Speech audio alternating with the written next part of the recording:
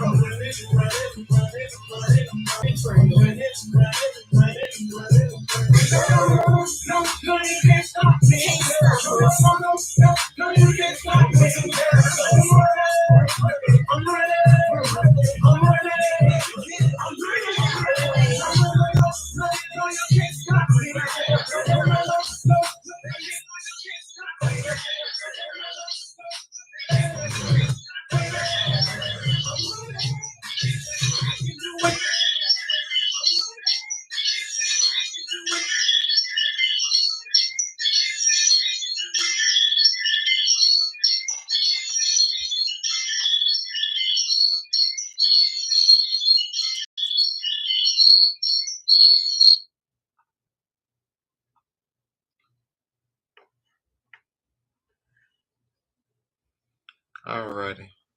What's up? What's up? What's going on? I'm wondering if I'm able to, if you're hearing, let's see, I tell you what. Let me step outside. You know what I could do?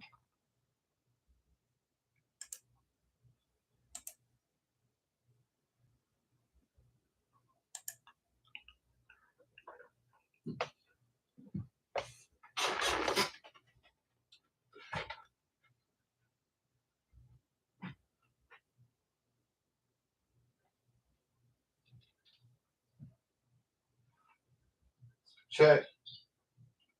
What's up? What's up? Check. What's up? What's up? Check. What's up? What's up? Check. What's up?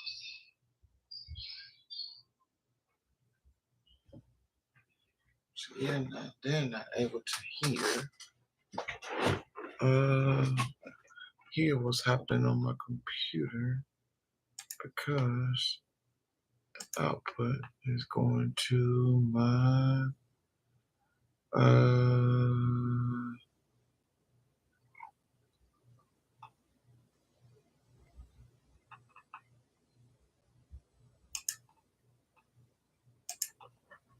maybe I'm not plugged up either too.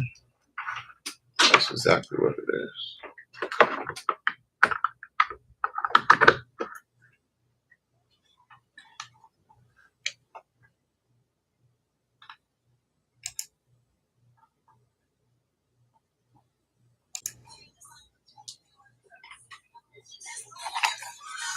Check.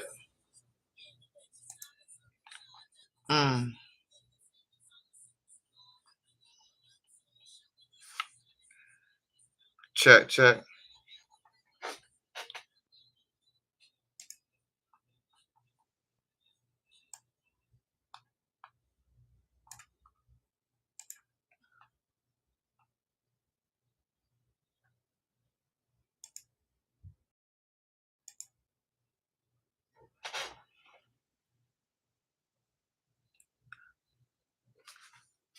Can y'all hear me? Okay, so I got nothing here, which it shouldn't be nothing here. It should be here.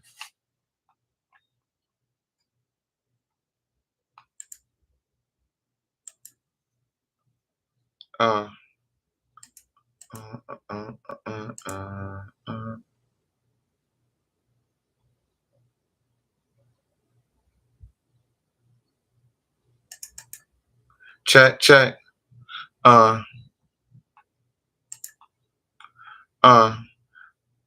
Do I for me is the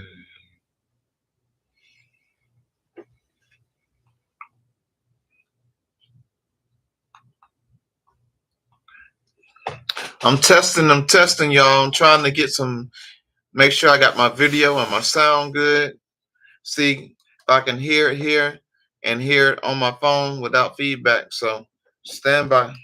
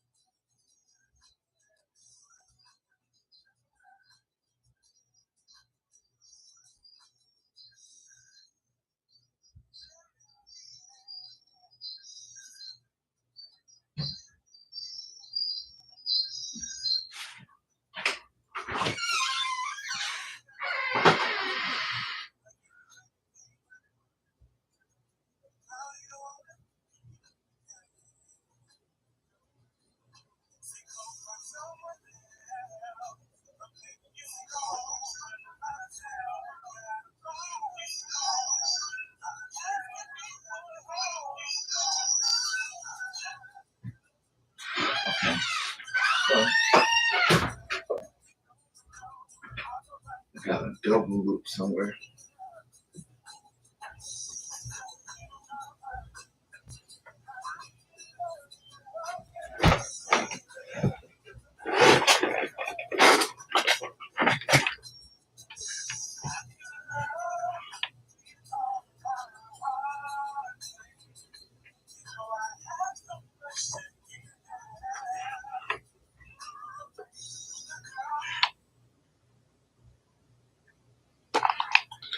So my on air, let me cut my on air down.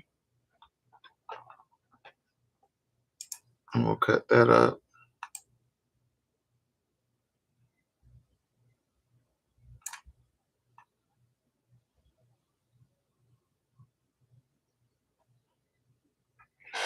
Three, 4, 5, 6.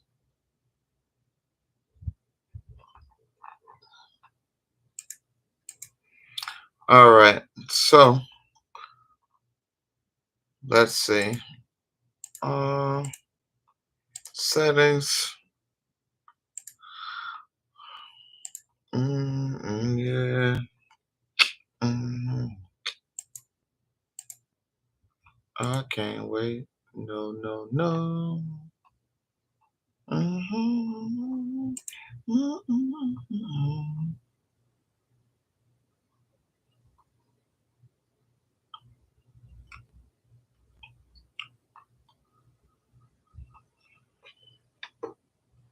Check, check. Y'all hear me? Can you hear me? I can't hear myself though. I hear myself now. Check. 1, 2, 1, 2.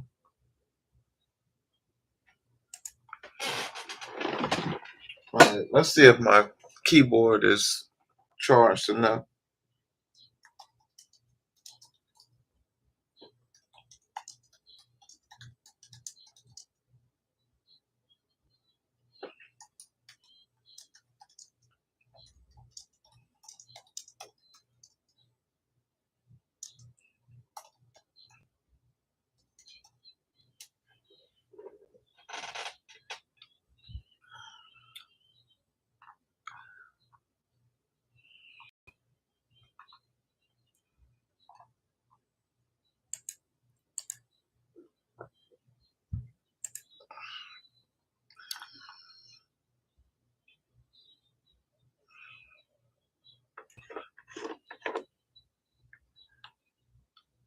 Two, 3, 4, 5, 6.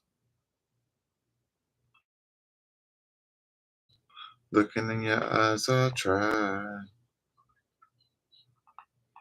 I can't believe.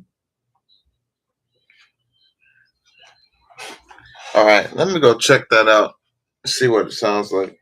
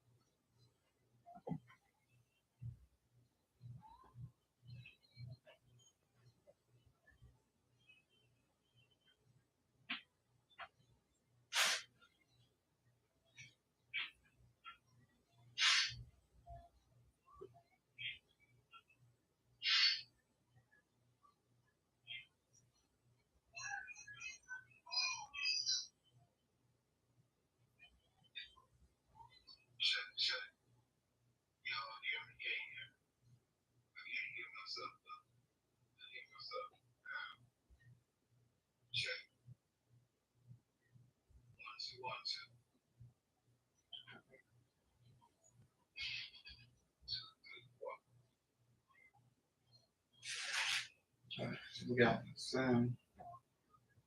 We got sound. You can hear me talk. I just can't hear none of the music. All right. Yes, I got on my pajamas because I am a lazy bum today. All right, so you can hear me talking. You can hear me talking good, but you can't hear the music that is playing. It's playing in the background, which is supposed to be playing Dun, dun, dun, dun, dun. Mm, mm, mm,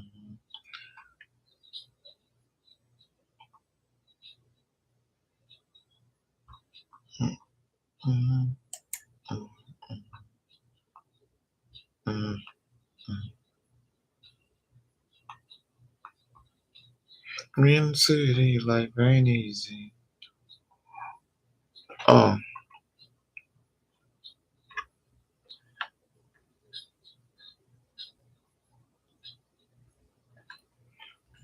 let's see.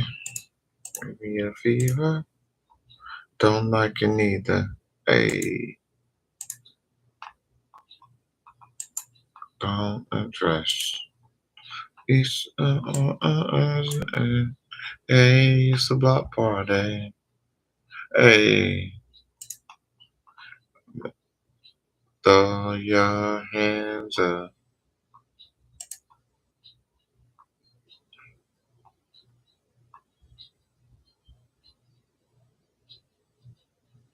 Mm, mm, mm, mm, mm, mm, mm.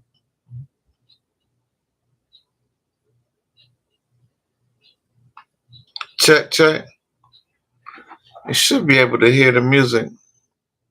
Hey. Mm, mm, mm, mm, mm, mm,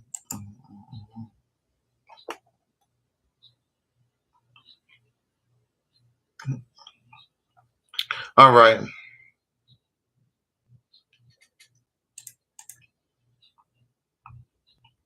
After this song play out, I'm gonna talk about some stuff real quick. How y'all doing? How y'all doing? Feel free to leave a comment in the chat so I know what's going on. I hear from y'all. Gonna start going live on YouTube.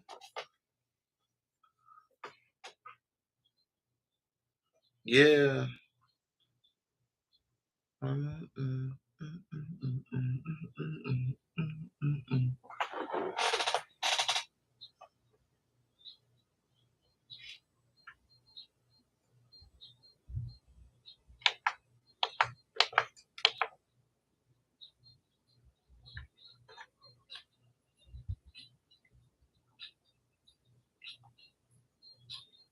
I don't want to blast y'all out of here.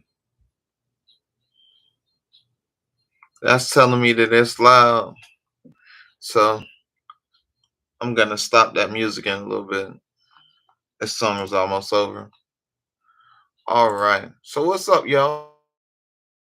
I'm here in the room, and I'm supposed to be talking about um why I use Maschine, why I use MPC, and uh, and why the S2400 is the GOAT of all machines.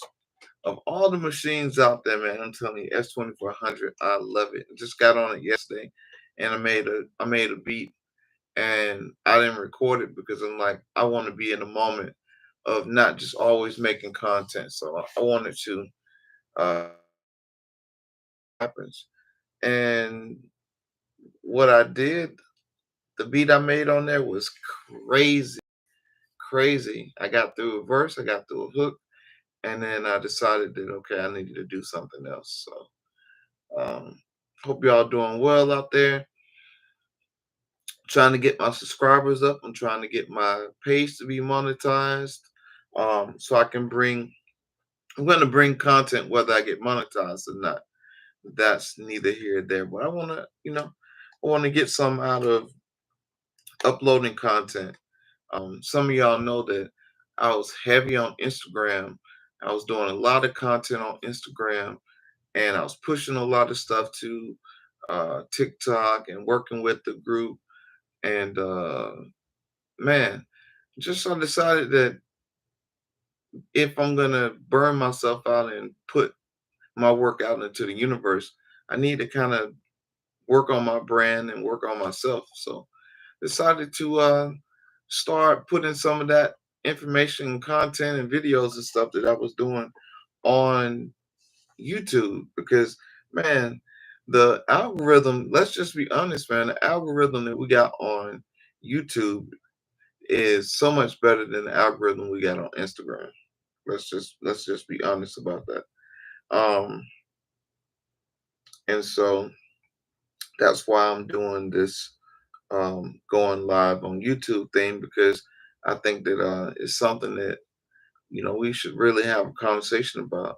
Um, so on Facebook in a lot of the forums, there's a lot of people fighting and fussing about which MPC is the best, why you should have the old historical MPCs versus why what the converters sound like in the new MPCs.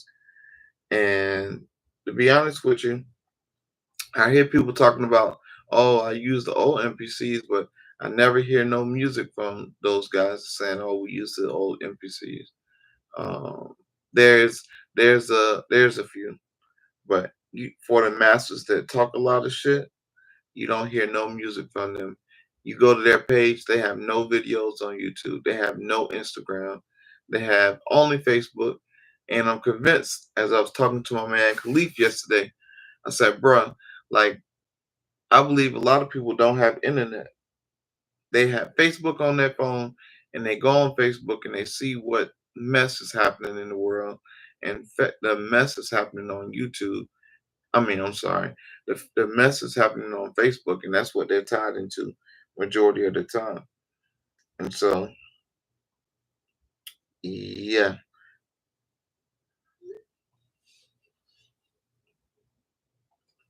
So I want to get away from that.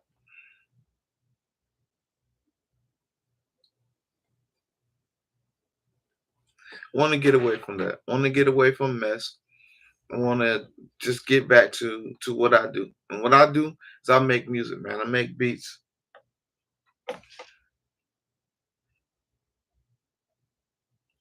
Make music. I make beats. I'm an engineer, prior service military. That's why I'm able to do this full time. And yeah, father, husband, all that. So I do a lot of stuff, wear a lot of hats. But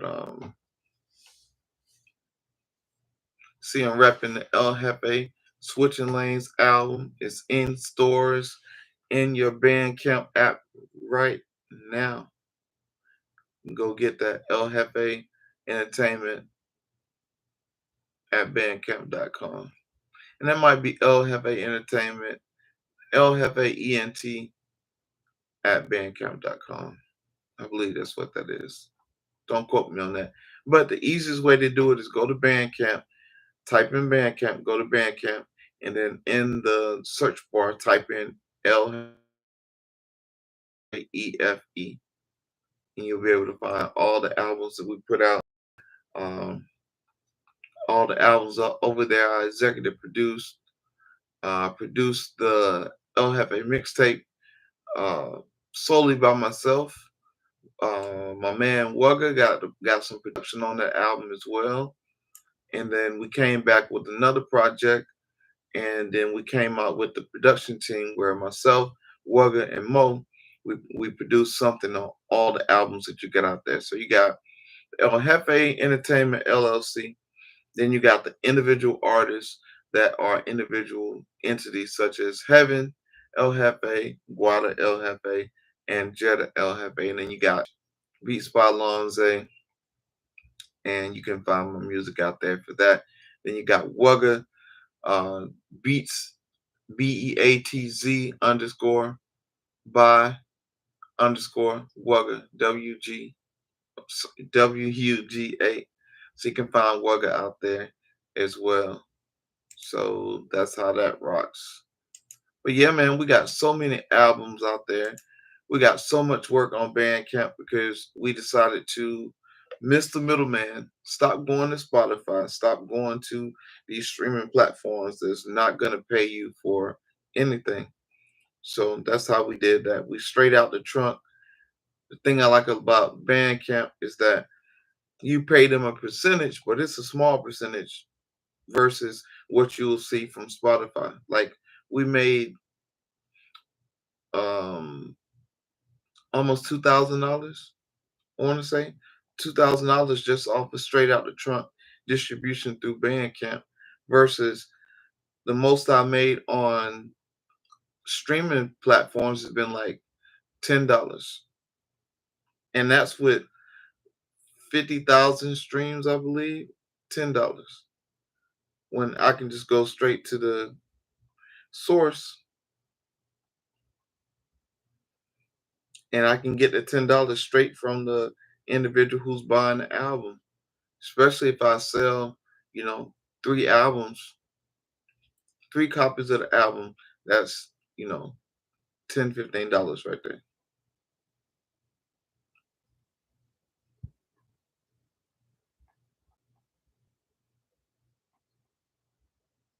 So yeah.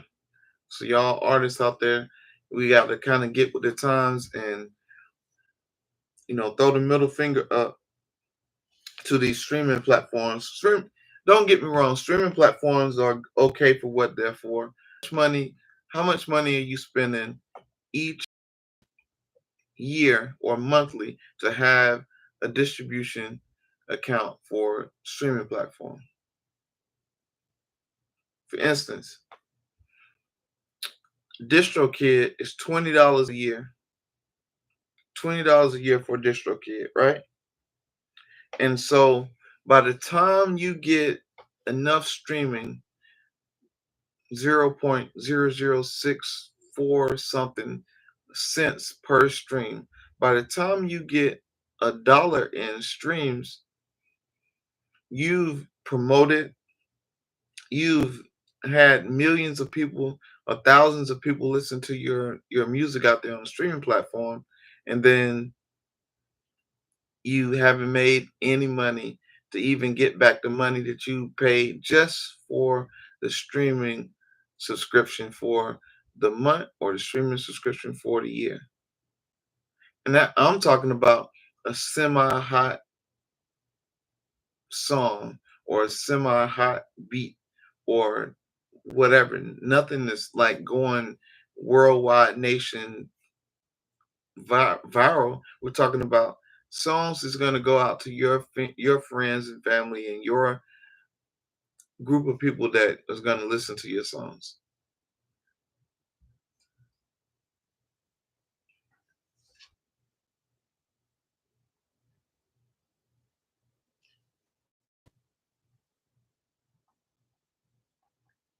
Think about that for a second, right? So now you've went out there and you paid money for this equipment. And this is not a rant because we made the decision to buy equipment. We made a decision to become recording artists. We made a decision to go out here and make money via um, music, right? So no shade in that regard. Check it out. So you put money into investing into going into a studio to record a song. And then if you're savvy enough, you've invested into a computer and a microphone or invested into a phone or a tablet to record the music yourself. And now you've mixed and mastered, or you sent the music off to be mixed and mastered, which costs money. Let's say you mix and mastered yourself because you wanted to save some money by doing it yourself. Let's give it a number. Let's give it $50. So $50 to mix and master it, $20 through um, DistroKid or CD Baby or whatever platform you use to upload your music to a streaming platform. That's $70. Your computer may be $1,000, maybe $500, but tally that into the equation. Headphones, microphone, whatever you use to record your information or your music into the platform. Then you export it out. Now you got to come up with artwork. Now, if you're savvy enough, you can go out and find the apps to create your artwork. You can do it yourself. Or in the instance that you don't know how to create artwork, now you're gonna hire somebody to do your artwork for you. So that's more money out of your pocket. So by the time you go to the streaming platform and put your music out there on the streaming platform, and they're paying you 0.00006437 cents per stream, you're always in the hole. So with again, I'm not promoting that everybody use Bandcamp, but I am promoting that everybody use Bandcamp, because at the same time, when you use Bandcamp, they're giving you your they're, what's going on, So 100? That's my guy, man. Real love right there, man. Real love. Hey, this is my first time going live, so I'm just here doing my thing, just talking, man. So Bandcamp, they give you a percentage back. I believe they take 15%. And I think I'm right about that. I think they take 15%. So you sell an album for $5, you're getting 15% that's going to go to Bandcamp, and then the rest of it you're pocketing that money. And let me tell you the good thing about Bandcamp. And not only are you pocketing that money that's coming back to your account, it's going back to your account within 24 hours. Thank you, thank you, thank you. I'm glad it looks good and it sounds good. I've been here all morning trying to figure out why my sound wasn't going through, and I had music playing and stuff and blah blah blah. But I appreciate you, man. Much love. Hey, listen, if y'all are producers and you have not tapped into So 100 brand for your expansions, you need to tap into So 100 brand. I have every So 100 brand expansion that's made and released to the public. I've had the honor and the privilege to go out there and beta test some of those expansions before they hit the market. And I'm indebted to my man, So 100, Big Six, man, because he allowed me to come and help him out. And what I'll tell you, if you don't have them expansions in your Serato, I know we don't use Serato, but you don't have those expansions in your MPC, you're missing out, my brother or my sisters. You are missing out. Those expansions put you in the mix, right? Let me talk about that real quick. Expansions. A lot of people go in trying to find the right sound, right? Bringing the sounds into your, you got to find the right kick. You got to find the right, you got to find the right clap. You got to find the right sound that you need. So when you got expansions, it is a quick and easy fix to bringing in a quick drum kit or a quick instrument sound so that you can get to work fast, right? And so if you have multiple expansions, now you're able to pull in, let's say, 4 expansions at one time. 5, sky's the limit of how many expansions you can bring in. I believe it is 199, maybe 100 bring in uh, to your MPC, right?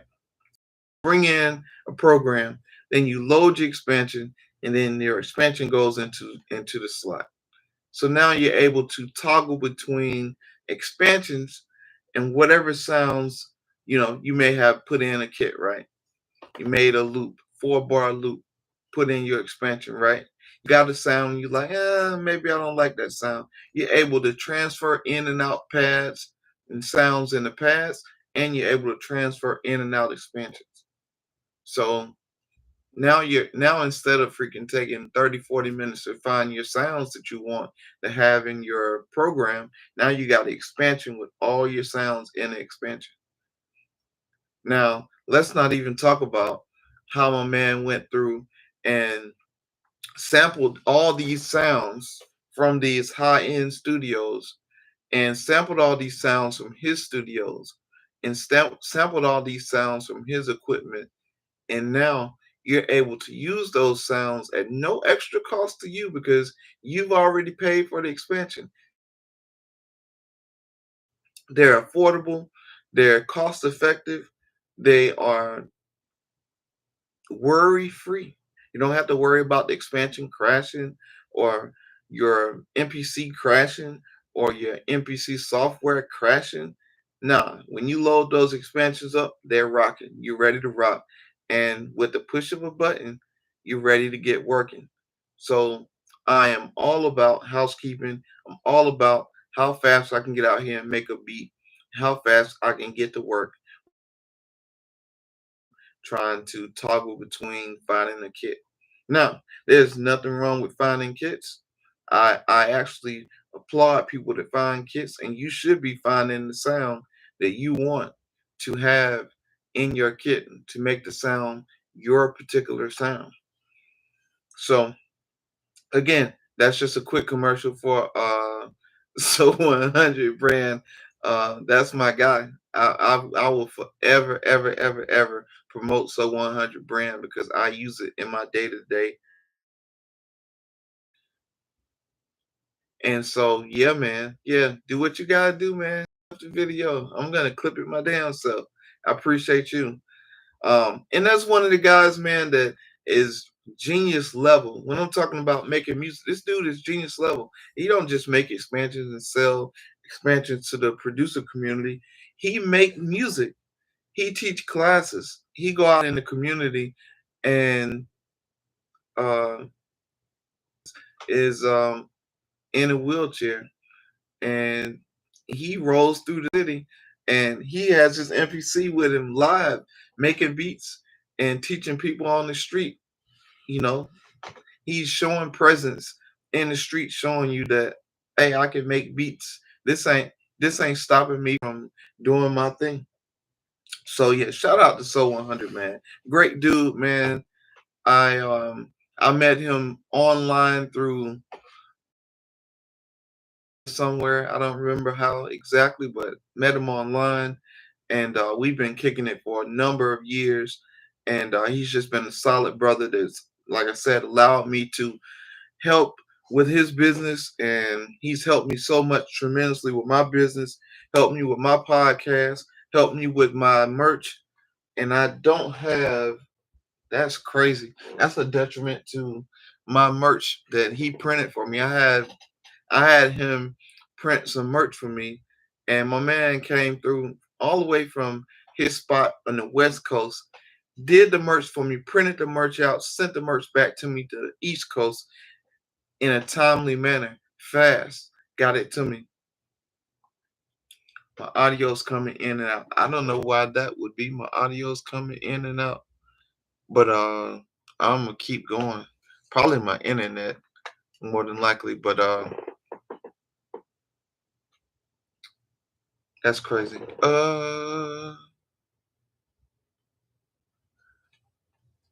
And let me know if the audio still keeps coming in and out. It shouldn't be.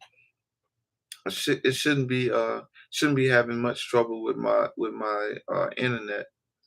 I may have to go to I may have to drop off and go to my personal hotspot on my phone. Let's do that.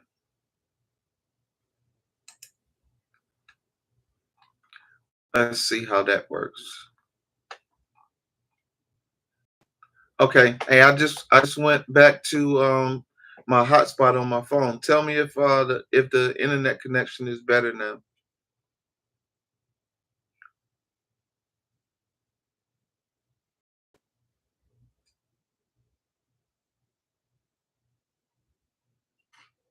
And I'm not hot wired either, so I'm just using regular Wi-Fi.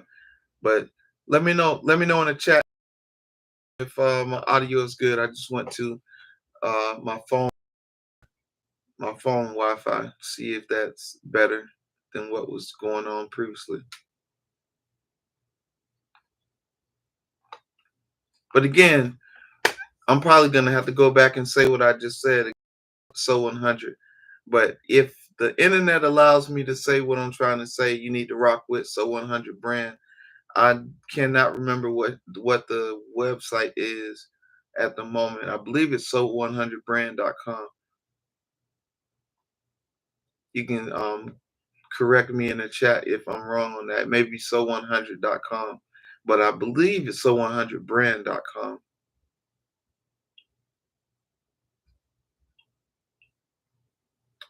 The Reaper, I appreciate you though. I appreciate you being here in the live. So 100, I appreciate you being here in the live. Again, this is new territory for me, so I'm trying to figure this out. I am trying to figure it out.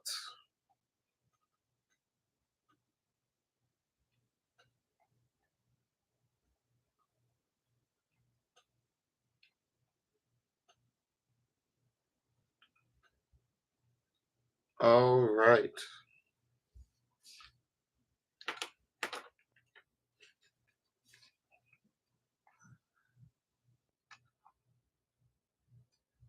Let's see. Yes, the internet, the picture quality went down. We heard most of what you were saying, though. Yes, the internet, the picture went down. Wow, that freaking sucks. Yeah, it's probably a lot. It's probably a lot of the workload for my phone. I got, you know what? I want to rant though too about freaking doggone iPhone. Now I've been with the iPhone since the 4G came out, right? The original iPhone. And they are killing me with the iPhone in the last freaking month. My iPhone has been dropping calls. My battery's been dying in the middle of the night. Like, and this is the freaking 15, 15 plus, 15 max plus. Shouldn't have did that. It shouldn't have did that already. So Apple, I'm telling you, if only freaking Samsung and all those freaking Windows phones got their shit together and had a better interface than what they got, I'd be over somewhere else. But I love my iPad and I love the workflow. I love the workflow of the iPhone. So that's the only reason I won't get rid of my iPhone because I got everything. I got Mac Studio, I got iPhone, I got freaking the Ultra. You know, I'm Apple. I'm Appled out. I got freaking everything Apple made. I pretty much got it or had it. So, but anyway, Apple is like falling down a freaking rabbit hole of getting on my nerves. But yeah, so back. I'm gonna be all over the place. I got no script, so I'm gonna be here for a couple hours maybe. Same here, 4G though. Yeah, man. Listen. We got LT 5G LTE 5G and LTE wideband here, and I only get 2 bars at my house, and I am all away from the main intersection, main street into the city, and I get horrible reception. Looking into getting a cell phone that goes up in the air and it multiplies the signal for your cell phone. However, you got to go on the roof, and I got a 2-story house, and I ain't going on the roof of nobody. Says you have a lot of gear. How? Let's see. I can't see without that heart is in the way. How have you been producing? Hey, good question, Beat Buffet. So check it. The Beat Buffet. I appreciate your question. I do have a lot of equipment, and in the shop you can't see the equipment that I do have. But if you go to my YouTube page or you subscribe to my page, you'll see what all I have. I have a lot of MPC products. I have all the machine products. I have the S2400, Push 3, and a Push 2. So how I go about producing. So it's all about how I feel, right? When I wake up in the morning, I decided I'm gonna come to the studio. I determine when I walk through the door what it is I'm gonna work on for that day. I'm gonna switch back to my Wi-Fi. Walk in the studio door, I determine what I'm gonna work on today, what I feel like. So I may walk in and say, Akai Force looks good today. I'm gonna make some beats on the Akai Force. And or I walk in and say I'm gonna go to the Maschine Key 61 because I feel like being on the keys. I started in 2001. Started out as an engineer. I was engineering and engine. That was my love. That was my passion. Um, their first time in the studio making songs, so that was my thing. I love to work with up and coming artists, and I was managing artists and engineering, and I wasn't producing at first. And then I decided that when the artists started coming in and saying, "Oh, I need to pull these beats off of YouTube," or "Hey, I got this beat that I wouldn't pay for off of," back then they'd send emails and they'd send like CDs and stuff. They say, samples of instrumental packs or whatever. And I decided that, you know what, I probably should jump into this producing thing. And so I started out with hybrid with the studio of using only software, Fruity Loops, and then I went from Fruity Loops to Reason. I went from Reason to Fruity Loops, Reason, and it's one more other one that I was using: Fruity Loops, Reason, um, and something else. I can't think on the top of my head. But anyway, I was in software. Anything that you can find out there software related, I was producing in it. And then I started looking at Machine or Machine, however you say it. And around 2013, I want to say 2013, I started using Machine products. And then everybody was saying, "Hey, you're not a real producer if you're not using MPCs." So I was like, "Oh, what's the talk about this MPC?" Man, I mean, I knew that in the '90s they were using MPCs, but I could never really like afford anything that the old MPCs that they had out there had. And I knew that, in the '90s that equipment was old equipment. I wasn't using gonna use floppy disk and all that shit. So I was like, my computer is so much faster. But I did bite the bullet. Uh, technically, technically, yeah, but it depends on the workflow. They all do the same thing, but it depends on the workflow, and that's another reason why I have different types of machines, because it depends on the workflow. I got to a point where I was so fast on a machine that it was stupid. But then I got my hands on the MPC. I got my hands on MPC Live, and I got my hands on MPC X, and it was over with for machine. I went a full at least year without touching machine. Once I got on the MPC, the new MPC, I went a whole year without touching machine. Yeah, MPC One Plus is a good entry level machine for MPC. I do have an MPC One at this moment just because I wanted to have a machine. And I wanted to have the MPC One to add to everything else that I got on the platform for Akai. I didn't need it. Actually, this is my second MPC One that I've owned in my lifetime. I bought it, didn't like it, sold it because I was like, "Oh, this is too entry level. I'll never use it." And then turned around like 3 years later and bought another one, and now I like it. Go figure. But anyway, yeah. So since 2001, I started producing late. 2001, I started producing, and my beats are nowhere near what my beats sound like right now when I started producing. Nowhere near. So Studio One, I like Studio One. I have Studio One on my Windows computer. It actually came with the computer when I bought it, because the computer is a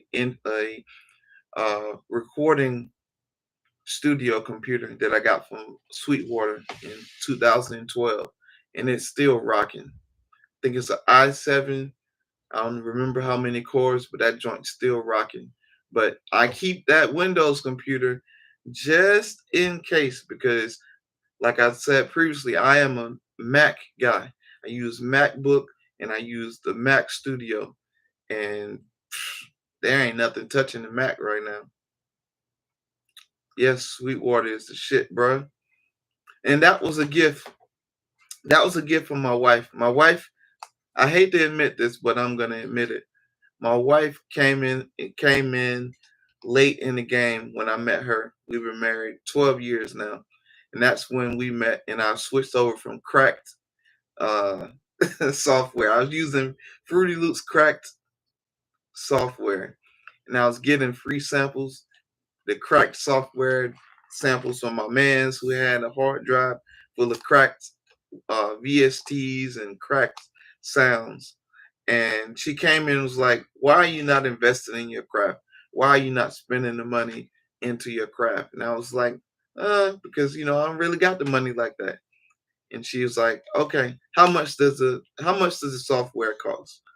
So I started doing research on how much the software costs. So I bought Fruity Loops lifetime subscription of Fruity Loops. So every time they come up with FL Studio with a new one, I can just upgrade. Reason I paid for Reason lifetime subscription, and Cakewalk. I was using back in the day when Cakewalk first came out, 2001, 2002. I was using Cakewalk LE, and I bought the subscription, the lifetime subscription of Producer Edition of Cakewalk. And so I started investing in myself and got rid of all that freaking cracked software. And she helped me with that. Cool Edit Pro. I didn't use Cool Edit Pro, but I'm familiar with it. I know of it. Um, but yeah, Cool Edit Pro is right there. Cool Edit is right there with Cakewalk, and some very good software back in the days that came up with. And yeah, so that started my money, my funnel of money coming out of my pocket of buying software and investing in my craft. And once I started buying it and investing in the craft, I started to put more real time and energy and effort into my craft, because now I'm spending money. Man, what you talking about? Cakewalk 8, man. Woo! Yes, I still got Cakewalk to this day. I know that they got bought out and they went over to they transferred over to Band Lab now. So now everything is now in the web-based browser and the app. But my Cakewalk still works. Like I said, I bought the lifetime subscription for it, so it stays updated. And if it ain't broke, don't fix it. But I'm not recording artists. Yamaha, not for me. No, the Yamaha brand. I don't think it's Cakewalk is Yamaha. I don't think so. Not sure. Not familiar. But yeah, I started investing in those softwares, and I paid for them. And now I started to invest more time into my craft. And then I went into hardware, and then I went crazy. Once I got into hardware, I went crazy with hardware, because once I got my hands on the first MPC Live and the MPC X, and they came out with the Live 2, I was like, Live 2 got a speaker. Live 2 is standalone. Live 2 got all the outs and ins on the back of it and USB. I can take it with me. Okay. Yeah. Cubase. I liked the way Cubase looked. I just didn't want to go into having another DAW. And so I stuck with Cakewalk, because Cakewalk is what I use. And plus, like I said, once I moved from engineering and I went to producing 100% of the time, I had really no use for production in Cakewalk or engineering, because I wasn't recording artists like that.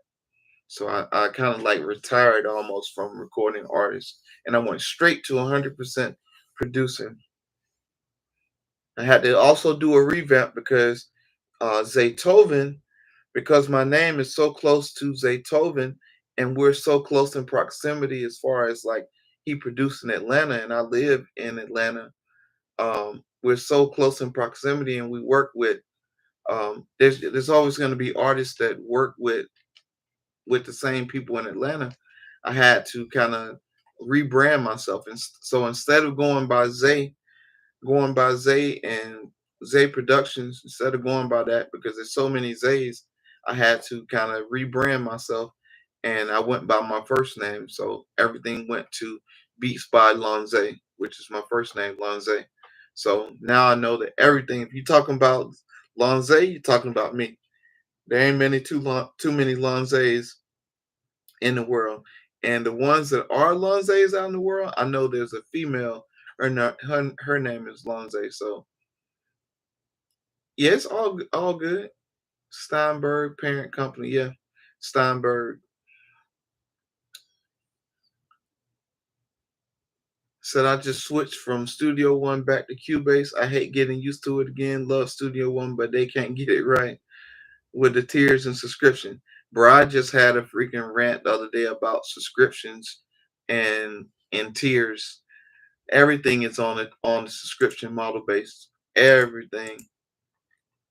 Everything. So yeah, I um I won't shit on any DAW. I really won't shit on any DAW because really and truly, once you stick to a DAW and you learn it, you're able to be the best you can be in the DAW that you're working in. Once you learn that DAW in and out, you can pretty much work in any DAW, but you just got to spend time in it. Once you move from, let's say you move from Cakewalk to Cubase, yeah, there's gonna be a learning curve, but if you know the DAW and you know what each thing does in a DAW, it's kind of almost like you can figure it out. But you got to spend time with it. Man, S2400 is a shit, bruh. It is a shit. And it's so simple. Like, you do have to read the manual. You do have to watch YouTube videos. You still got to put in the work. But once you figure out the basic things that you got to do for the S2400, it's gravy.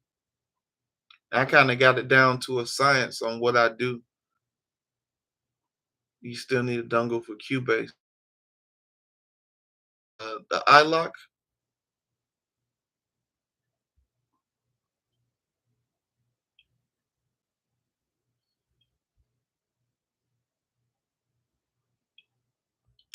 said I had to get a uploaded jam with it. He said I just uploaded a jam with it a couple days ago. I had to get a new SD card for my old one could not handle the latest firmware update. Oh yeah, bruh. Anybody in this freaking live is listening to me, I'll tell you, invest in good equipment. Don't always go for the shit that's cheap. You know, if it's gonna be a little pricey, you may have to go with the pricey shit. And also Google search what's the best SD card or what's the best HD hard drive, what's the best blah blah blah for whatever equipment that you're using. And 9 times out of 10, you'll see the consensus say, hey, I use SanDisk SD card. They never fail. And 9 times out of 10, you're gonna get some good information. But yeah, I use SanDisk SD cards for all my machines. And I have not had a problem with any SanDisk SD card that I bought and used. Oh, let me tell you something. You think 64 gigs is a lot for that SD card, bruh? Get you a freaking 250 gig SD card and call it a day. Because here's what you do: you take all of your sounds and samples and you move them to your SD card that you know that you're going to use on a steady basis. And anytime you get a freaking pack from Splice or you get a pack from another producer or whatever that you think that you're going to use all the time, you put that on your SD card for your 2400. And now at all times, you got all the sounds that you need on your SD card. And now you don't have to go to MSG mode to always go back to your computer to load sounds from your computer back to your S2400. Load everything that you need on your SD card with, when you got that big SD card. And now you call it a day. And now all you gotta do is load your sounds from your SD card and export your freaking MP3, your song to your SD card when you're done. Load your projects to it when you're done and be done with it. I'm telling you, 32 gigs is gonna run out fast. As soon as you start making beats and exporting and bringing sounds in and bringing sounds in and bringing sounds in, that shit gonna run out fast. And then you're gonna have to buy another SD card to offload. Well, you can do one or two things. You can do one or two things. Once your SD card gets full, you can offload that information from your SD card to a hard drive and keep it in the archive. But if that hard drive ever die, you asked out. But now what I'm forced to do is I have multiple hard drives. Yeah, I have multiple hard drives, and so I just keep double copies of my archives.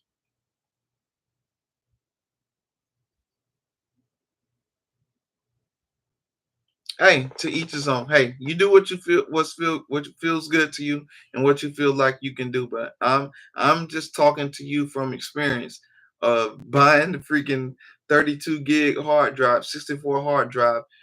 I'll tell you just for example, on the live one, the first SD card I bought was a 64 gig hard drive, and within 8 months, I filled up that hard drive. I'm sorry, I filled up that SD card in 8 months because I pulled all of my expansions at the time to the SD card, and before I put them to the hard drive, I put all the expansions on there, and I put all my projects on the SD card, and I put all my songs on the freaking hard on the SD card. And so by the time I got the 8 months of making freaking beats, by the time I got the 8 months, that 64 gig card was full of shit.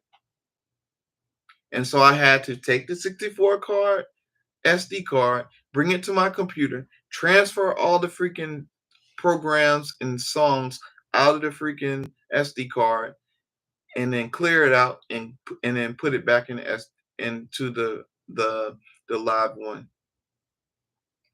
And from that point on, I say, you know what? I'm getting the 256, the 500 gigs, and that way I don't have to worry about it until I get to 250 gigs worth of freaking music. Yeah.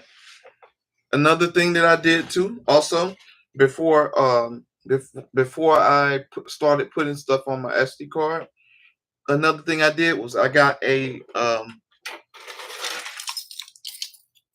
USB stick, and what I did was I put everything that I'm ever gonna use as far as kits that's my main kits um, on.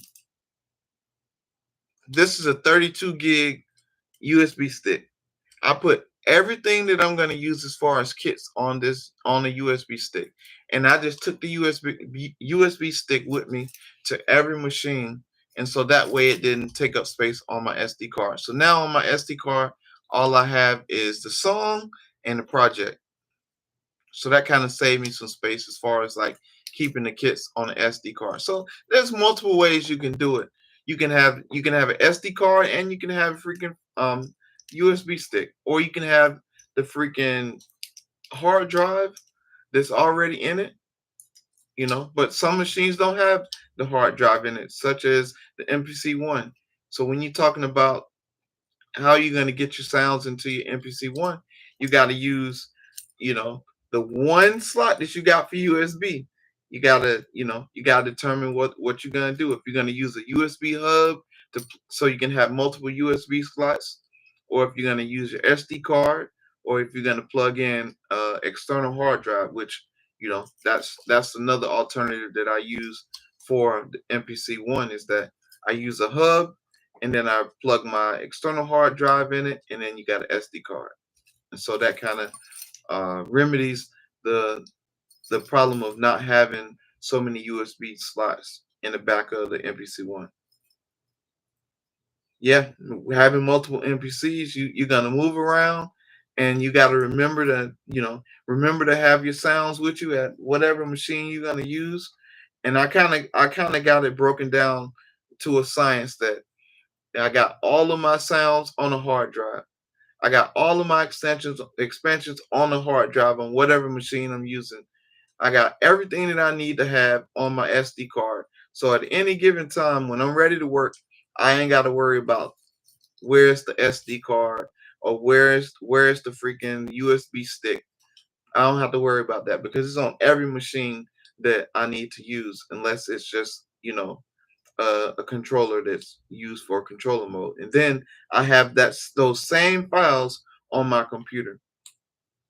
It may sound like it's you're doing the same thing over and over and over again, but it works. So the Reaper said that's how it is with multiple MPCs. The newer ones at least say the project SSD, and then the SD to say to bring to another MPC, and hope you don't get confused on the older new save. Okay, so here's another thing that I'll tell you. I never save my projects to the SSD card that I have installed inside my machine. And the reason that I do that is that because if at any given time, if by chance I don't put my controller, if I don't put in controller mode and transfer it off of the SSD to the archive, once my SSD gets full, and if I forgot about it for that particular time, if I forgot about it 50 times, my SSD is going to get full, and once it gets full, it's going to stop being able to save to it. And then I got to figure out where I left off of not saving those files to the archive. So that's the reason that I don't save projects and songs to the SSD, because now I have to go into controller mode and then open it up on my computer and then dump it. So here's another housekeeping thing that I do. Um, I try to make beats. I try to make beats in the machine that I use it in, right? And when I make the beat and I make the song, I try to make the complete version of it before I leave that machine. So when I leave that machine, I export the complete song out of that box. And then what I do is I take the SD card that's in the machine, then I plug my dongle into my iPhone, and I transfer it from my iPhone to my archive.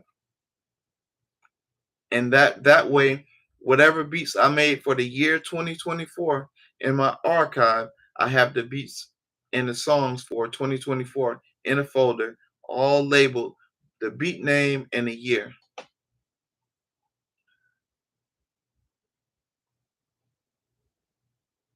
Hey, there's nothing wrong with overkill. I have overkill on everything because I've learned that if you leave your external hard drive plugged up to your computer on an update, such as a Mac, uh, you leave it to the Mac, and you have it on automatic updates, and it goes into a freaking new operating. It goes to the new what is it called? OS. If it goes to a new OS and you go to a new operating system and it says that it's going to take 300 gigs of it's going to take 300 gigs of your space to freaking update this new OS, and your computer runs out of space, it's going to go to the next hard drive that it finds that's hooked up to your computer. And guess what it's going to do? You guessed it. It's going to wipe your freaking hard drive out. And whatever you had saved on that hard drive that you left connected to that computer, you're gonna lose everything that's on that hard drive. Ask me how I know. Ask me how I know, because I had my studio running off of my MacBook Pro, and my MacBook Pro was only 500 gigs. And I used to leave my freaking externals plugged up to the freaking MacBook, and I'd leave the studio without ejecting the freaking hard drive. And one night I had automatic updates installed on the freaking MacBook Pro. And I came in the next morning and my computer was on the screen of death. And when I tried to open up my hard drive was dead as hell. And I couldn't figure out why my hard drive was dead as hell. And then I figured out that, oh shit, it updated automatic updates to my freaking to my computer. And because I didn't have enough space, it went to the next hard drive that was available.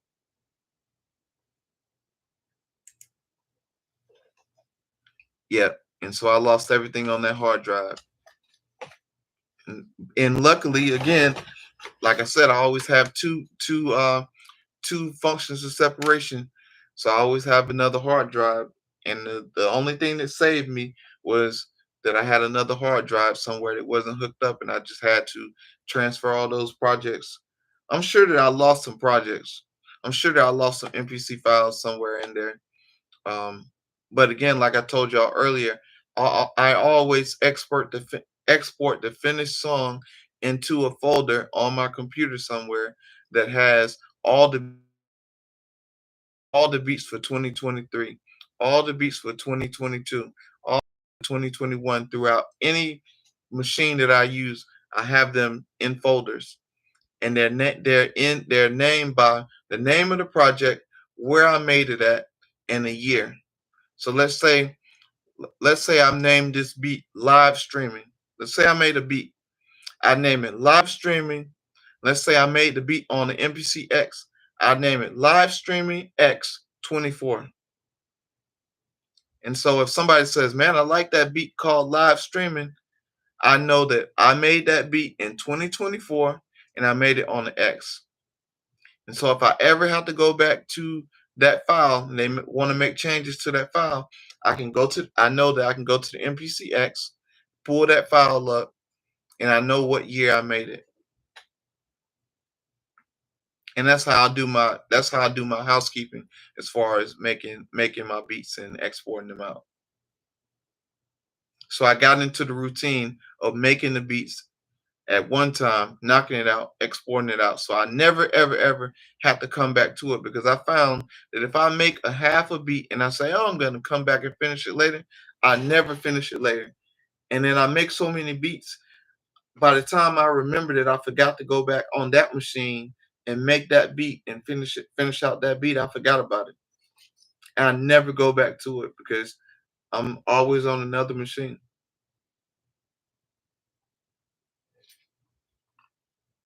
So I am going to put my I never do this, but I'm gonna put this in here. I'm gonna put my Cash App in the chat. So if anybody want to support the channel, support the freaking support me in my YouTube. I'm trying to get monetized on YouTube. I've been working on it for the last year and a half of getting my YouTube monetized, and I am at the cusp of getting my YouTube monetized. I am about um, I am about 10 subscribers away. Last I checked, I am 10 subscribers away from being able to monetize my page. That is my Cash App. If anybody want to donate,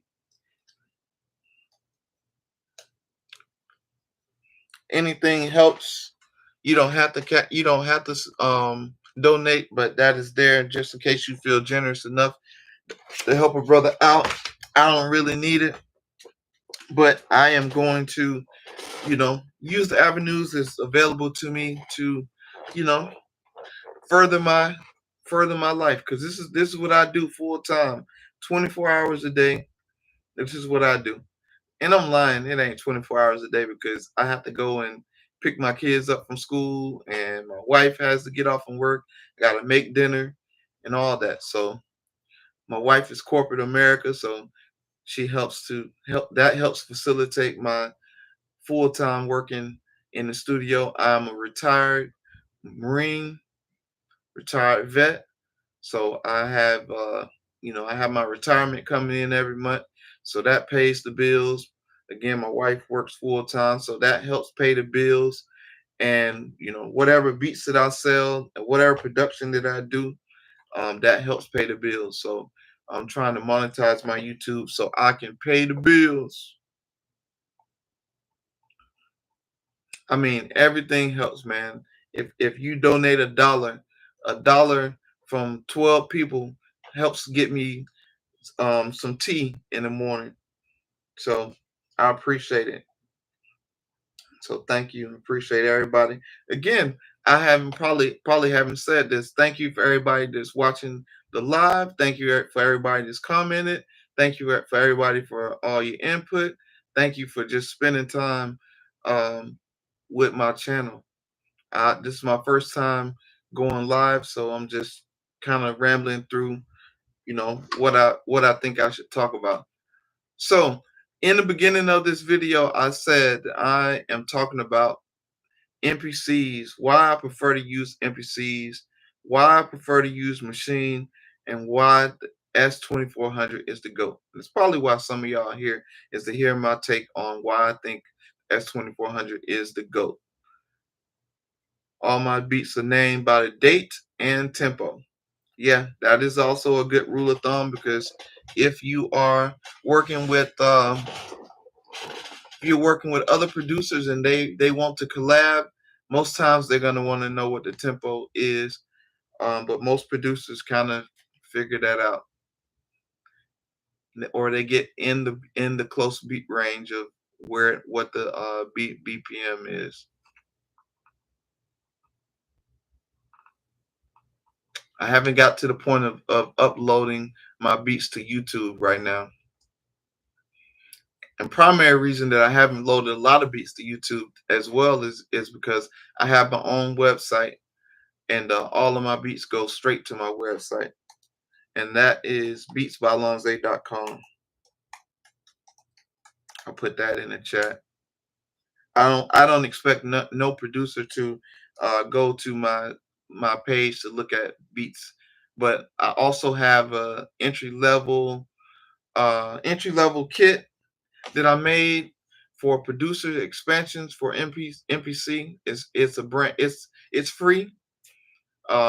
It's just for people to starting out. Just have a couple sounds in there if you just wanted to load the expansion up just to have some sounds. That's at my page, beatsbylonza.com. If you go to the page and scroll all the way to the bottom, you can download that kit for free. And yeah, at beatsbylonza.com, that's where I push all of my beats. So that's why I don't load them to YouTube, because they're on my website and I keep them for sale. I keep all my beats for sale on my website. And so that's how that works. I'm trying to create this funnel, man, where you can only, you can go to these different places to get content, but I want you to come to one singular place at the end of the day to kind of to get all the good stuff. You know what I'm saying? So so yeah, I appreciate each and every one of you for being here.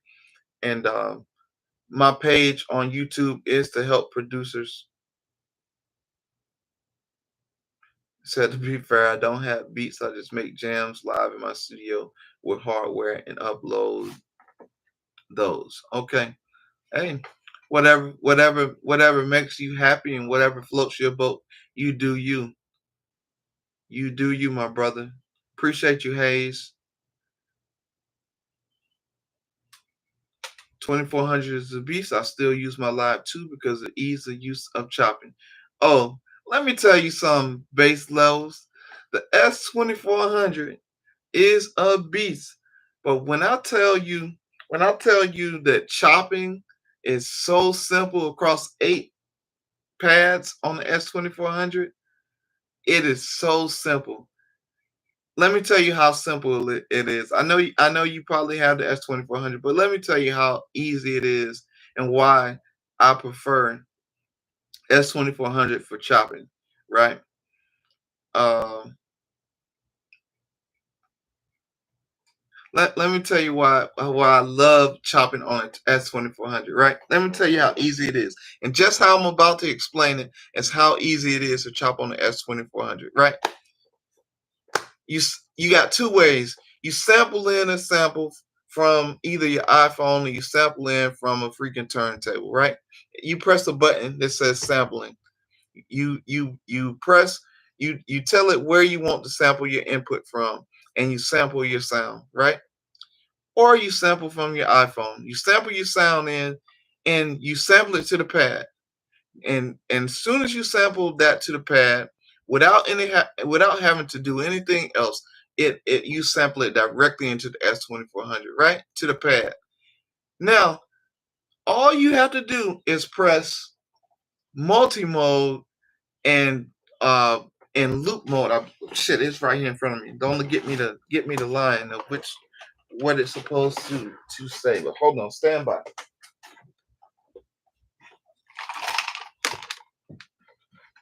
All right.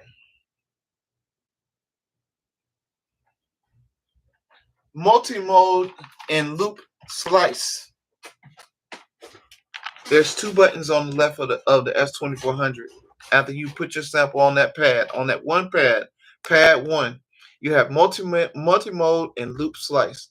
And when you hit multi-mode and loop slice, it takes that sample and spreads it across 8 pads.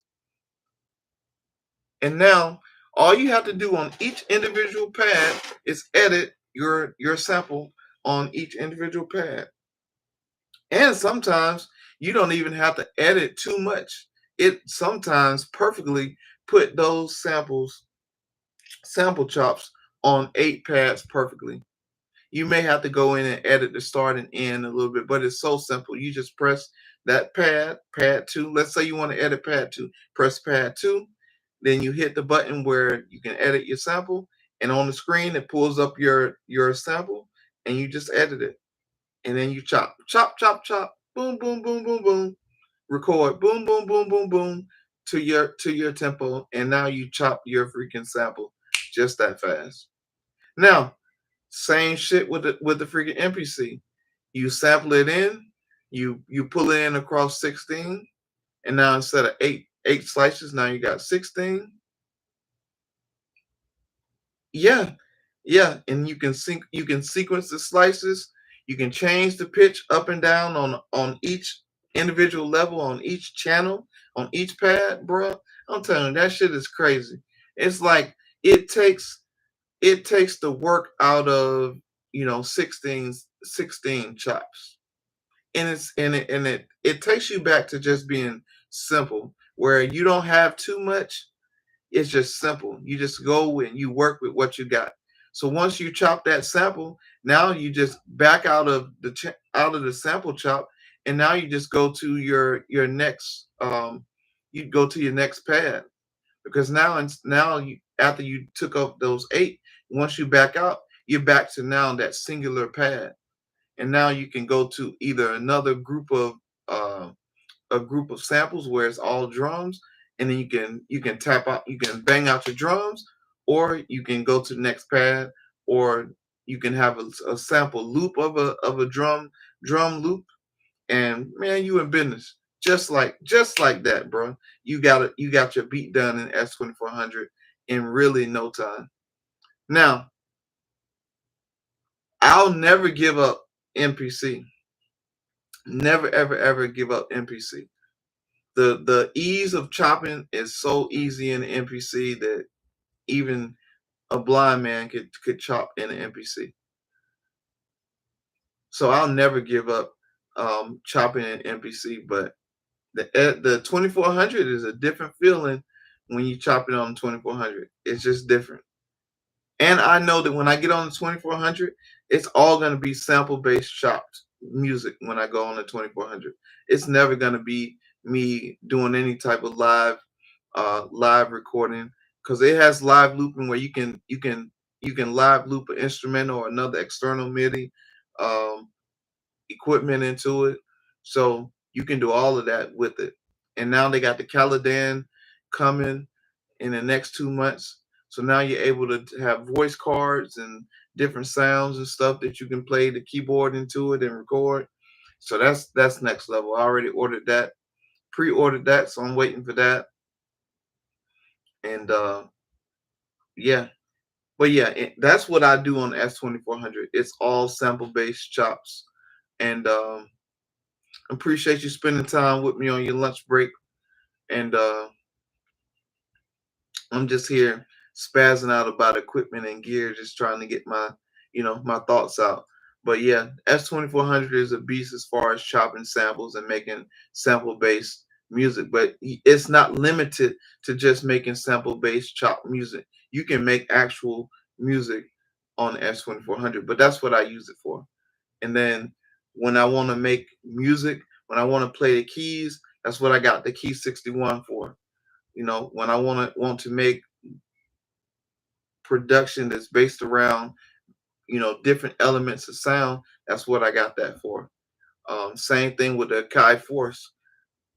When I want to make some songs, I go to the Akai Force in the 61. If I want to make R&B, I go to the Live 2. If I want to make hip hop, I go to the X.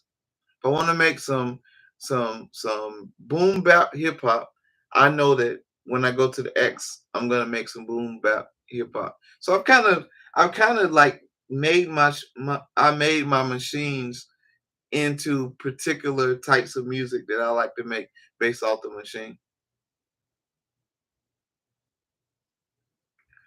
Um, Audio Dabbler, what's up, man? Thank you. Welcome to the live.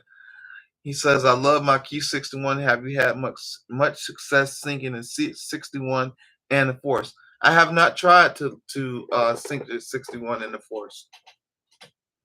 I have the Force on this side of the studio, and I have the 61 on the opposite side of the studio. So moving them back around. I did originally when I originally had the 61 into my studio. I had it right next to the Force, and I have not I have not tried to sync it because I use them for two totally different things. So I think it's real overkill to have my 61 and my Force together because um, I have a I have a separate keyboard for the Force, so I don't use it that way. Can It says then you can sequence something with slices, and when you change the pitch when you play back Magic, absolutely, absolutely. Straight magic. S2400 is something different, and that's what I wanted to talk about. What I want to talk about the 2400. Says 2400 is in a class of its own. Also picked up the Caladan. I've sampled my original composition and pitched them into something else. Let me tell you something else about the S2400. Right, I've been doing a lot of research about the SP1200 because I never owned the SP1200. I came in the game late and I never used the SP1200. But all the hoopla and all the talk is about SP1200 and what it is and how it is the flagship of hardware. Right now, when I did my research on the SP1200, I thought that because they put an SD card on it, SD card on it, that I was going to be able to get unlimited sampling time. Just to come to find out a week ago, which is dumb of me, to come to find out a week ago that you still only get 20 seconds of sampling time on the SP1200 with the SD card. That is a load of crap. And on top of that, you still gotta export out 8 tracks, which is another load of crap. Now, with all this update in technology, they should have done just like Brad did with the freaking S2400. They should have had USB to audio export out from USB audio into whatever system that you plug your USB into. And you can still export your 8 outs. You can still plug in your 8 outs if you want to, or you can export out of the USB 8 outs from your USB. Next level. And on top of that, as much space as you can put on an SD card, or as much space as you can have on your computer, which is a hard drive in itself. As much space as you can pull in, you are able to access that space from your S2400. So when you're talking about having a machine that mirrors all the insides of a SP1200, and it mirrors the sound and the converters and everything that the SP1200 has, and then you add in unlimited sampling time and unlimited freaking, you can export straight to the computer and you have access to your computer, whole level of its own. I'll speak the praises of the S2400 forever, unless for some reason they come up with a bug that crashes that joker and make it a brick. Which, knock on wood, I don't wish that on Brad. I don't wish that on Island Instruments. I don't wish that on the machine. But I've had it close to 3 years now. I believe 3 years. Yeah, for $4,000, and that's what I'm saying. I was saying like, hey man, this is a machine that I want to put in my studio to have just for the nostalgia's sake, and I'm gonna be putting this money away to spend the $4,000 on this machine, and you telling me that I still got to work with 20 seconds? I get I get the nostalgia and the original true intent of the 1980s feel and the 1990s feel of being able to work with 20 seconds. I ain't got time for that, bro. I want all the time that I can get. Give me the option to have 20 seconds if I want. Give me the option to have 30 seconds if I want. Give me the option to have 40 seconds if I want. Give me the option to have a full song if I want. And if I want to take in and make it 45 RPM and make it fast, chipmunk version, and get as much of the remnants in and then slow it down, cool. Don't do me like that. So that got me off of that got me off of the SP1200. I'm like, guess what? I got the S2400, which is in the league of its own, and they made it upgradable, right? You got the Caladan coming out, you got voice cards coming out, you got the freaking VST cards that they coming out with that's in production right now. Make it make sense. Make it make sense to me. And the sound is there. From what I'm hearing, the sound is there. The sound is the same exact duplicate of the SP1200. And that's what, if you've been following the S2400, Brad has said that that is part of how they came up with making it, that they want to make it as close to original SP1200 as possible, but with his own flavor, his own look, and his own idea and thoughts of how to make it better, which is really what a company should do, right? They should go in with the intent of how can I take the previous thing that I made and make it better for the masses. Hey, listen, as soon as they dropped the freaking pre-order for the Caladan, I already knew what time it was because I did the same thing with the S2400. When they did the pre-order and they said, hey, this pre-order price is going to be $900 and the price is going to go up once we go into production, I'm like, $900 divided by 12 months is less than $100 a month. I spent $100 to go out and eat a week.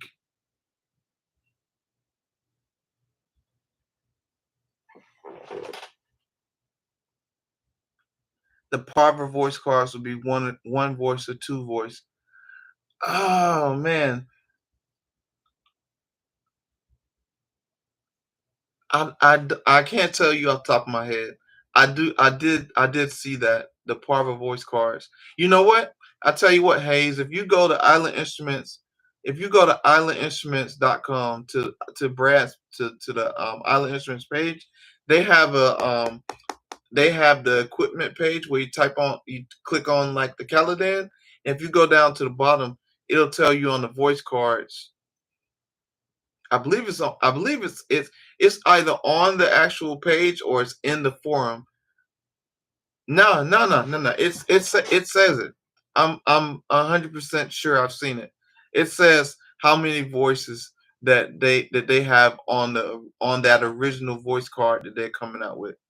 And then it also says that they are in the talks of coming up with a developer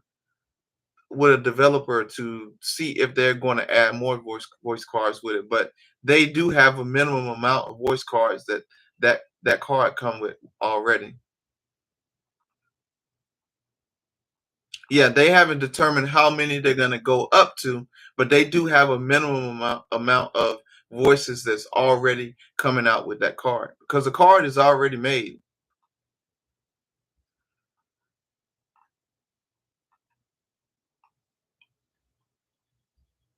Yeah, and he said that they are going to figure out how to make it even smaller. Make the component even smaller to fit more voices on there. But I did see it somewhere. I'm gonna go find it. Yeah, yeah. He's trying to not trying to oversell what he's trying to do, because if he comes out and saying I'm gonna have 12 voices on this card, these motherfuckers is gonna hold him accountable that you said that you were gonna put 12 voices on the card, and I only got 6 voices on the card, and 6 voices ain't enough. So yeah, he's trying to make sure that he's able to do it, that he's capable of doing it, and that he can make it happen to put across the board for the masses.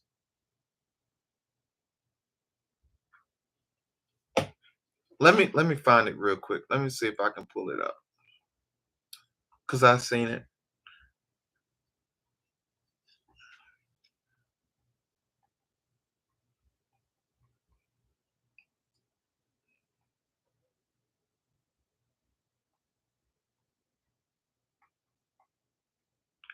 I got to make a quick text real quick. Uh, it is actually lunchtime, so it says there's no reason for a 303 to ever be. I can't see what that says for a terabyte 30 TBT 303 to ever be more than one voice. Yeah, you know what? I am not a guru on those cards and what those devices actually do, because I never used it, but I bought it just on the fact that Brad said that they're going to be able to expand the S2400 out with with that with the Caladan, and they're able to expand the Caladan out even further from the 2400. I was already sold. I don't give a shit. I don't give a shit what that thing do. You can make a call on the cell phone with it. I don't care. Yes, yes, and that's another thing, that equipment right now. If you go out and look at the SP1200, they're talking about $7,000 for the original SP1200.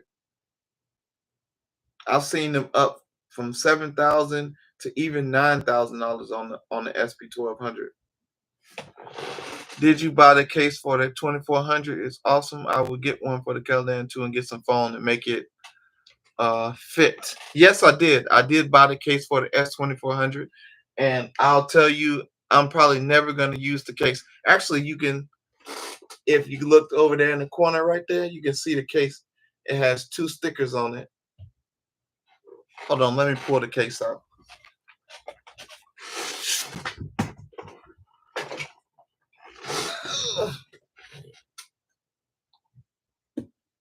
That's the case right there for the S2400.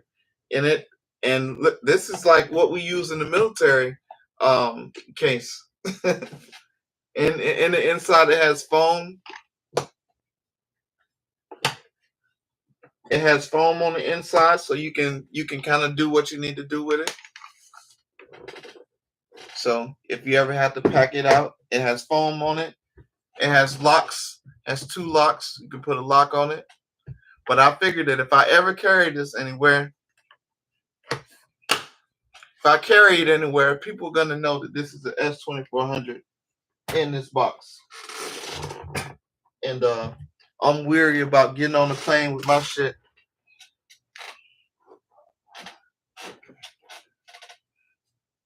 Plus, I don't get on the plane and fly nowhere where I'm gonna use my S2400 anywhere. Anyway, I wouldn't take it to nobody's studio. All right, so yeah, I do got a case for the 2400. Yeah, probably would be good to have a case for the Caladan, but I'm probably not. It's everything I buy is gonna stay in my studio. Um, Better to have it and not need it than to need it and not have. Yep, that's why I got so much shit.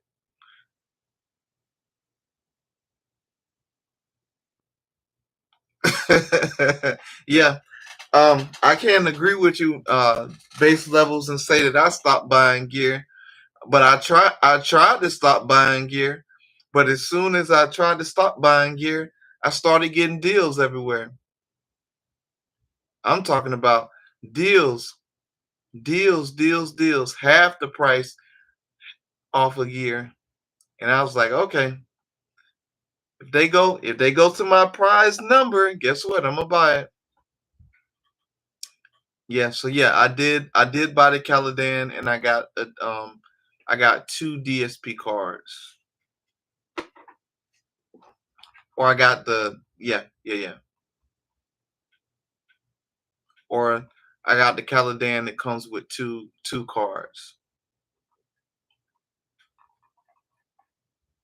And I'm probably, if I like what it does when I get it and I realize that I need more than 2 cards, I'll go back and I'll buy more cards. But for right now, I want to see what I'm gonna do with it first, because I don't even know how I don't even know how to use it, and I'm not ashamed to say I don't know how to use it or what I'm gonna use it for. Uh, but I saw that he plugged the keyboard in it, and he got more sounds in it, so that's what I want.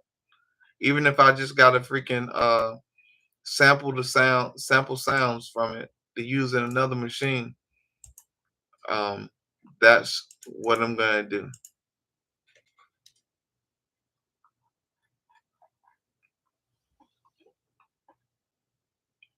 So, well, the synths do you have? I don't have that many synths.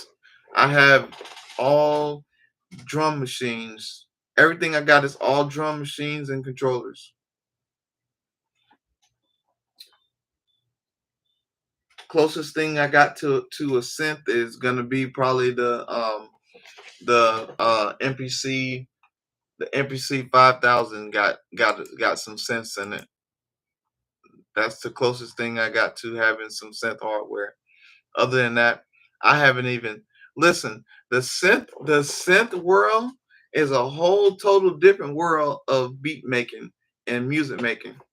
That's a whole nother world. It's a whole nother world that I don't even think that I want to venture into, because right now my studio is full. This is just the right. I'm pointing to the left. This is just the right side of my studio. That ain't even counting everything I got on the other side of my studio. And this studio is probably 500 feet. This is an in-law suite. It's probably 500 square foot. So take it, take with it with what you will. I got my DJ equipment on the far closest to the door. I got a drum kit. I got I got a closet that I converted into a makeshift recording booth. Then I got a recording booth tent, which takes up a whole bunch of space. And then I got my MPCs.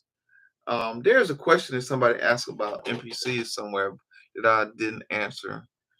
Um, but thank you for your questions, man. I I like that y'all engaged in asking questions and leaving your comments. So yeah, pin message.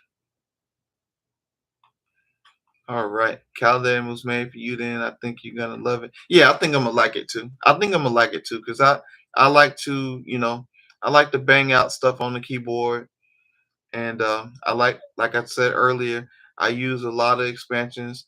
Shout out to my man So 100, So 100 brand. If y'all not using So 100 brand, look at that. I didn't even see you was gonna comment, and I thought about you. Uh, and I thought about you. So 100 brand expansions, man. That's my guy.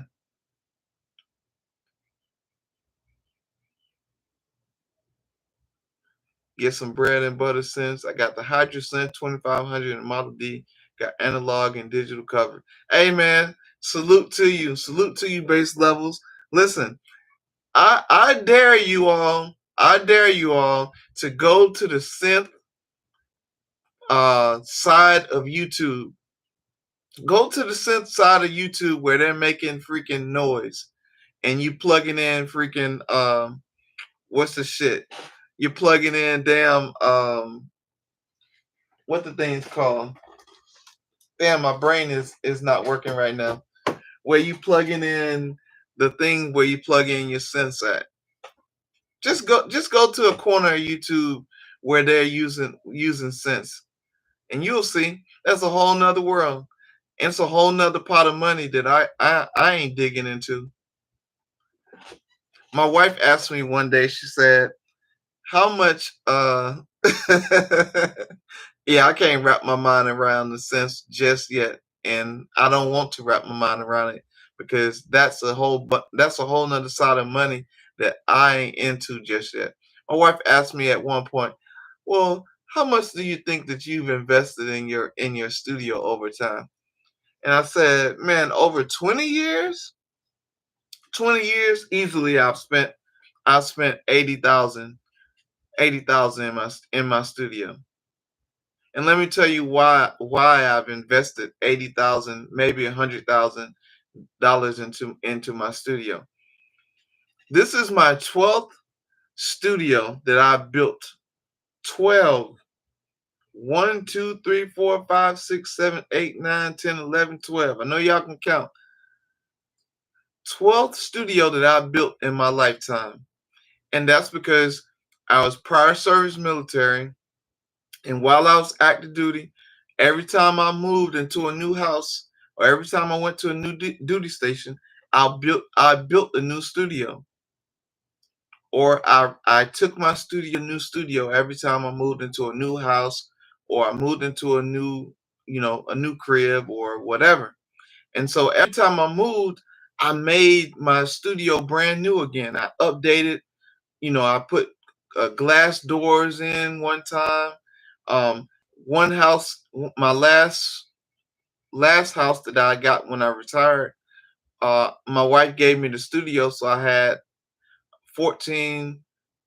I had 12, no, 1,200. I had 1,200 square feet of studio space. I had 1,200 square feet of studio space in the basement, and she gave me the whole entire studio to make. Gave me the entire basement to make my studio, and so to build out the studio because my studio, the basement was unfinished. I had to pay somebody to come in and build out the basement to make it a studio. So I put speakers in the walls. I put foam on the walls. I had wood sides for the. I had wood. What is it called? Not paneling, but the stuff that you put on your wood floor. I had wood. I went and met this dude, and he didn't finish his floors, so he had like overage of wood that he used for his floors, like real oak wood for $100. I got like a truckload of freaking wood, and when they built my studio, I had them put those wood plates, those wood floor, oak wood, into the walls of that studio booth to kind of deaden the the booth. And I had a real live recording booth.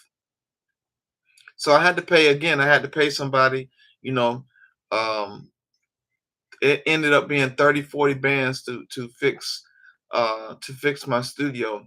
And I mean, that's talking about they had to come in and take the studio space that was concrete. They had to come in and do the walls. I forget what that's called when you do the framing. They had to come in and frame the walls. I had drew up my specifics of what I want to have. To put my speakers in the wall, they had to cut out holes in the walls. um, then I had the microphone cables and stuff running through the walls. So before they had put up the freaking walls, I had wires running through the walls. And but anyway, again, that was $40,000 that I spent in making the basement studio. And I thought the reason I did that is because I thought that was going to be my last house that I was going to own. And 3 years later, we decided to sell that house and move into the house that we have now, which doesn't have a basement, but it had an in-law suite. So my wife gave me the in-law suite, and I built it into a studio. And so um, that money that I put into that studio went into the sale of that house, which went into the buying of this new house. Um, so yeah, that bumped up my my cost of studio building to well over $100,000. And that's just in stuff that you have to invest into building your studio spaces. So back to yeah, 80,000, because over the years you gotta think of what I started out with. I started out with in 2001. I started out with I lived in a three bedroom apartment. Or no, originally it was a two bedroom apartment because I didn't have kids at that time. And so I just had a laptop and a speaker, uh, a mic stand, and a mixer and a computer. And then once I moved out of that apartment and I got a house, we moved into a three-bedroom house that I was renting. And so now I converted that bedroom into a studio. And so I got more equipment. And then when I moved to the next duty station and I got a house again, I made that bedroom into a studio. And every time I moved, I made every room that always got an extra bedroom, and I made that bedroom into a studio. And so up until my kids got bigger, and then we got bigger houses, and then we got, every kid had their own room. Um, some houses, the kids bunked up. Like I put my two boys, I put them in bunk beds and gave them their own room, and my gave them a room where they bunked together, and then my daughter had her own room, and then I had an extra bedroom. And then when I updated and I bought my retirement home, we had 6 bedrooms. We had 6 bedrooms. So in that house, I also took one of the bedrooms and made a studio. Yeah, I'll be on Reverb too. I'm off of Reverb now because now, again, the two things that I said previously that I had that I wanted was the SP1200 and a Maschine Plus. Those are the two things that I wanted to round out my studio, and I just got the Maschine Plus for the low, almost $600-700 off the price of the Maschine Plus. So I got that, and now I've been doing more research on the SP1200. I'm like, nah, I don't even need the SP1200. So now, unless somebody gift me an SP1200, I won't have one coming into my studio. I won't pay $4,000 for that machine. Hey, thank you for your service base levels. I don't knock any other branch of service because we out there doing the same. We're out there doing the same job. May not be the same job, but we out there doing the same job, working for the same folks. So salute to you. Thank you. Yeah, like I said, yeah, I'm prior service Marine Corps, and I'm retired. Uh hey, let me tell y'all this. This is what I need to tell you. Okay. So listen, for you, if you are a producer looking for a 6 MPC one for my. You looking for 6 MPC ones for my students? Oh man, oh man, my man So 100 brand. So 100 is on some other shit. He trying to have an institution to teach students on the freaking MPC with MPC ones. Hey, I'll tell you right now. I said this previously. I got two things to tell y'all that are jewels that I think you should know. The MPC ones, the prices on the MPC ones that are used, people are selling them for the low, and they're gonna keep selling them for the low because every time MPC Akai come out with a new piece of equipment, they're gonna sell those MPC ones to get that new equipment because MPC ones are entry level, and they're gonna jump off the ship of the MPC one and go to the Live 2 or the Key 37 or the MPC X or whatever other flagship that they got out there. So the MPC one prices are gonna go down. So just stand by. Go on eBay, go on Reverb, go on freaking these other places, that Facebook Marketplace, and you'll find the deals on brand new MPC ones and any other MPC equipment that. Dog, I got my MPC one for $340. This is the second one that I got for under $400. This is the second one that I got for under $400. So I'm telling you, they out there. And so there's people, I'll be watching the forums. There's people that's out there that's like, oh, I just save all of my information to the internal. And when there's thousands of people telling you, and I've been saying it for the life of me, don't save to the internal of your MPC because it's gonna crash out. Once you finish those 2 freaking gigs of freaking internal memory space that you got on the freaking um on the MPC one or the 4 gigs or whatever it is, once you crash them out using the plugins and saving all your projects to it, you're gonna crash out your MPC one, and it's gonna be hell to. You're gonna have to go in and delete all the files off of the internal, and that's why a lot of people have problems with their machines is because namely they're saving all their files to the internal of these machines. Um, Hell yeah, that's hella cheap. But the people that's buying them are not real gear enthusiasts. They're people that's coming in that wants to make a beat real fast, make a beat real cheap. They think that they can make a beat coming from, whatever they're coming from, and they're not in it for the long haul. So you're going to level up from those people that are coming in to buy these equipments for cheap. Now, here's what I want to tell you. Make your production a company. Make your production an LLC. If you're selling beats, make your company into an LLC. And what you do is that once you make your company into an LLC, now you can write off the expenses that you have when you buy equipment.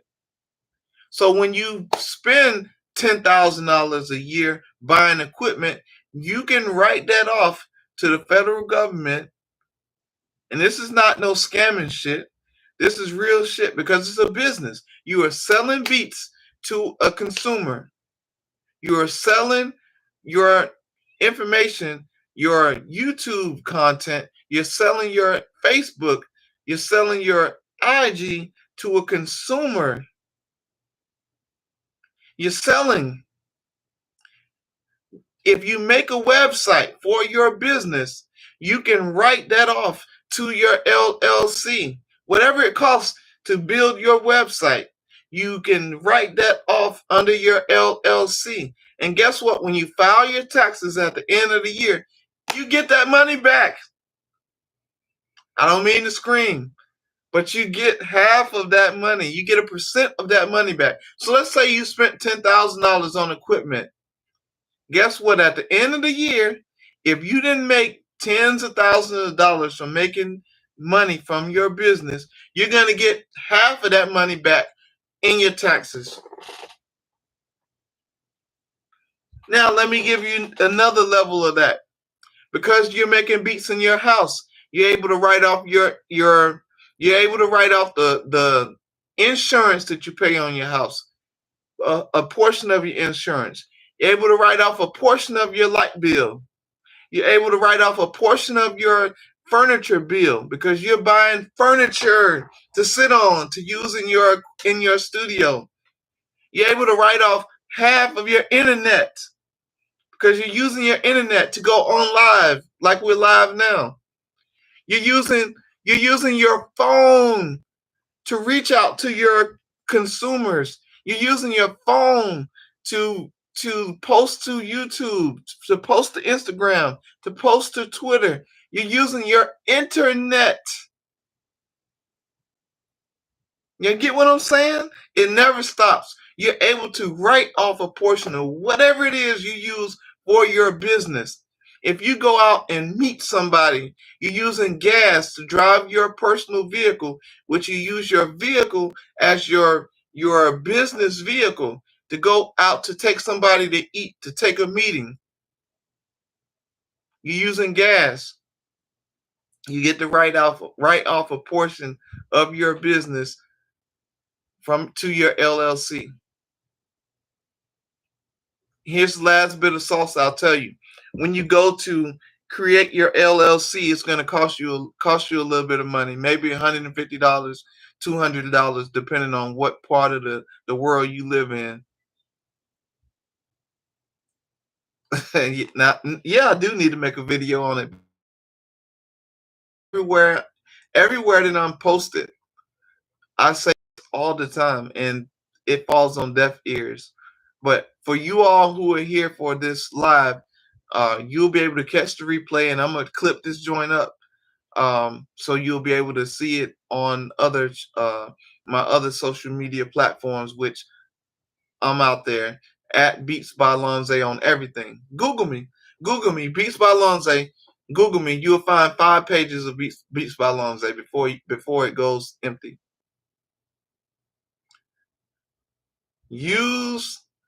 I used to preach this in the Marine Corps when I was in the Marine Corps. I used to say the Marine Corps is going to use you for everything. I used to tell my Marines this. The Marine Corps is going to use you for everything they can use you for. They're going to use your brain. They're going to use your body. They're going to use your resources. They're going to use your everything that you got for everything that they need. And when it's time for them to say, we no longer need your service, they're going to tell you bye. And if you have not used the Marine Corps for everything that the Marine Corps can give you for free, then you have done yourself an injustice. The Marine Corps allow you to go to school for free, right? You don't have to use your MGI bill. You don't have to use anything. You just enroll for your courses, and they will send you to school for free, to whatever school you want to go to for free. You just got to do the due diligence, right? So I told all of my Marines, you need to enroll in college. Go take some college courses. Even if you don't finish the college courses, you will be that much far ahead in 4 years, 2 years, 1 year, 2 year than not going to school at all, and then get out after 4 years and have to use your MGI bill. Because when you get out, you're going to have to still pay bills unless you got a sugar mama or a sugar daddy or a sugar grandma. You're going to have to still pay bills. So instead of using your GI Bill when you get out, use your GI Bill. You know, I can't remember what it was, but you get the free college joint. Use it while you're in. And then when you get out, if you by chance didn't finish your degree and you got 6 months left or a year left on your degree, you go to school for a year and use that money from the GI Bill to go to school and get your degree while you're out. I worked for the last 4 years before I retired. I worked for the last 4 years on my bachelor's degree, and I had 4 classes left once I retired. So when I retired, did my 4 classes, got my bachelor's degree, enrolled into the master's degree. Did 2 years on my master's degree using the GI Bill.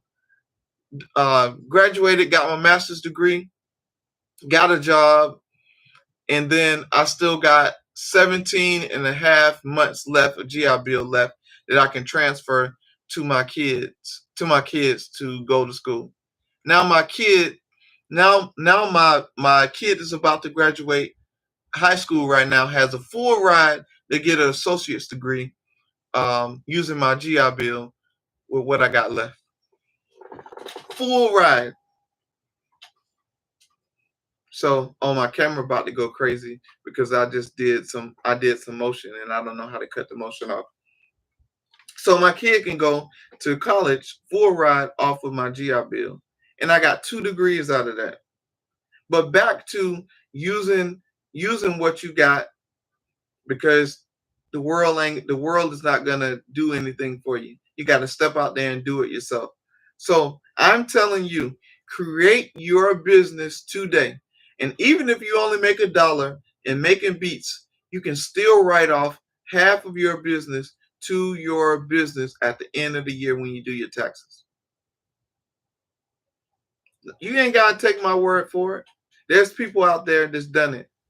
As much as people hate Donald Trump, and I don't like him, he's used the loopholes in the law to make it work for him. So why can't we do the same thing? I mean, you're not cheating the system. You're doing exactly what the system is designed for it to do. So use the system. So yeah, make your LLC. And because you make your business an LLC, now you're legitimate. Now when you're talking to somebody about, hey, I'm a producer, now you are a legitimate business that you can present a sheet of paper to that says, I have my business. This is what I do. Now people will invest. Let me stop moving my hands. I don't know how to cut that off my freaking camera. Now people will invest into your business because now you are a no shit business. Oh, yeah, I got to just cut the tracking off. All right, so yeah, people will invest into your business because you have a business. You can show paperwork that you have a legitimate business. Because the first thing I'll tell you, real talk, when you're talking to people about production and that you produce music, they want to know your catalog, who you produce for, what songs you got on the charts, what songs you got on Spotify, what songs you got on Apple Music. They want to know who you did music for.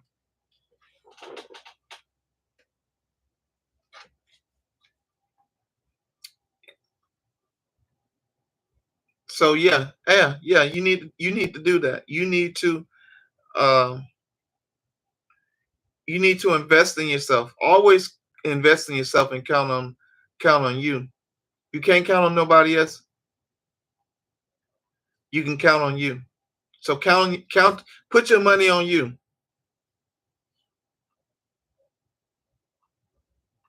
Put your money on you. If I'm gonna dang roll the dice on anybody, I'm gonna roll the dice on me. Cause I know what I can do.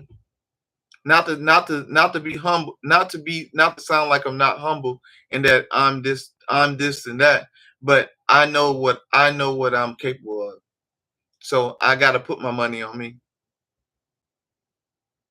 Hey, I appreciate you, man. Thank you, thank you, thank you. Yeah, I'm probably gonna get off here in probably the next 30, 40 minutes. I gotta eat some lunch. I've been talking for 2 hours and I hadn't drank no water and then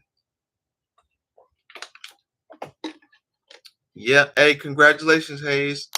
Hey, that degree, without that degree, man, you can't do much in the world. You can't do much in the world without the degree. You can, but just in Georgia alone, I'll tell you this, just in Georgia alone, in order to freaking make $60,000 to $80,000, $60,000 to $80,000, that ain't no money. $60,000 to $80,000, you need a master's degree. They want you to come in the door with a bachelor's degree, but it's preferred that you have 2 years of extra college. just to come in and do salary $60,000 to $80,000 a year. You need a master's degree. They won't even talk to you. They won't even answer your resume inquiry. That when you submit your resume for a job, they won't even answer you back without those minimum requirements. And let me tell you how heartbreaking it is to have 20 years of military service. 20 years of military service. In my particular job, I was supplying logistics. I have 20 years of military experience in logistics, right? Logistics, supply, manufacturing, warehousing, logistics, 20 years. Then I came out with a bachelor's degree and a master's degree. I probably went on hundreds of interviews, and I probably, no, I take that back. I submitted for thousands of jobs. I probably heard from maybe 50, and I probably went on 10 interviews. And I'm talking about I'm charismatic. I can talk myself out of a paper bag. I can sell myself on what I can bring to the table. And you know what they told me? You either overqualified, underqualified because you don't have any civilian experience, or we know that you're going to take this job for a year and you're going to move on somewhere else where they're going to offer you $100,000. Talking about a hurt soul, talking about hit you in the heart that you can't get a job with a master's degree, a bachelor's degree, and 20 years of experience in logistics. I can get a logistics job at a distribution center for shit to save my life. And then I did. The Lord blessed me with a job. I got a job with a forklift company that I was a parts manager for uh, a forklift company, and they paid me 70 or $80,000. I think it was a year. And so here's the wild part, right? I didn't need that. I didn't need that job, and I didn't need that money. That was the blessing in it, because as I said earlier, not to brag, my wife works in corporate America, and I have a retirement, and I have VA compensation. So that helped me hold hold the line, so to speak. But because of because I've worked since I've been 14 years old, I'll take it back. I've worked since I've been 12 years old, because I've always had a job since I was 12 all the way up to, in my 40s. I thought that I needed a job. I had to work. And so I went and got a job. I drove myself crazy trying to get a job. And then when I finally got the job, you know, I I I I burnt myself out. And so, because everything I do, I give it 100. So with that job, I was still producing full time. And I asked my wife one day, I was like, you know what? I'm tired of this job. It's not everything that I wanted it to be. But do I really need to kill myself at this job um, to just go work for somebody else when I can just work for myself? And she was like, nah, I didn't want you to go work in the first place. Bring your ass home. Come and support me at home, and you can do whatever you need to do. So I came home, and I put my time in being a full time producer. So when I wake up and get the kids to school, I'm full time producing, and I put myself on a 9 to 5. So every day I'm on a 9 to 5. From 9, I try to get in the studio, make some music, do some content, and take lunch break on lunchtime. And by 5 o'clock, I try to be out of the studio. Everything done by 5 o'clock, because that's, my kids are all my kids are home by 5 o'clock. So I have to go pick kids up and do dinner and make sure that they go to the places they need to go to. So yeah, but yeah, and that ain't for everybody. Everybody is not gonna run into that problem. I can tell you, there's a couple things that probably went into the reasoning of me not getting a lot of jobs. I don't have a common name. So when you look at my name, it doesn't look like I'm white.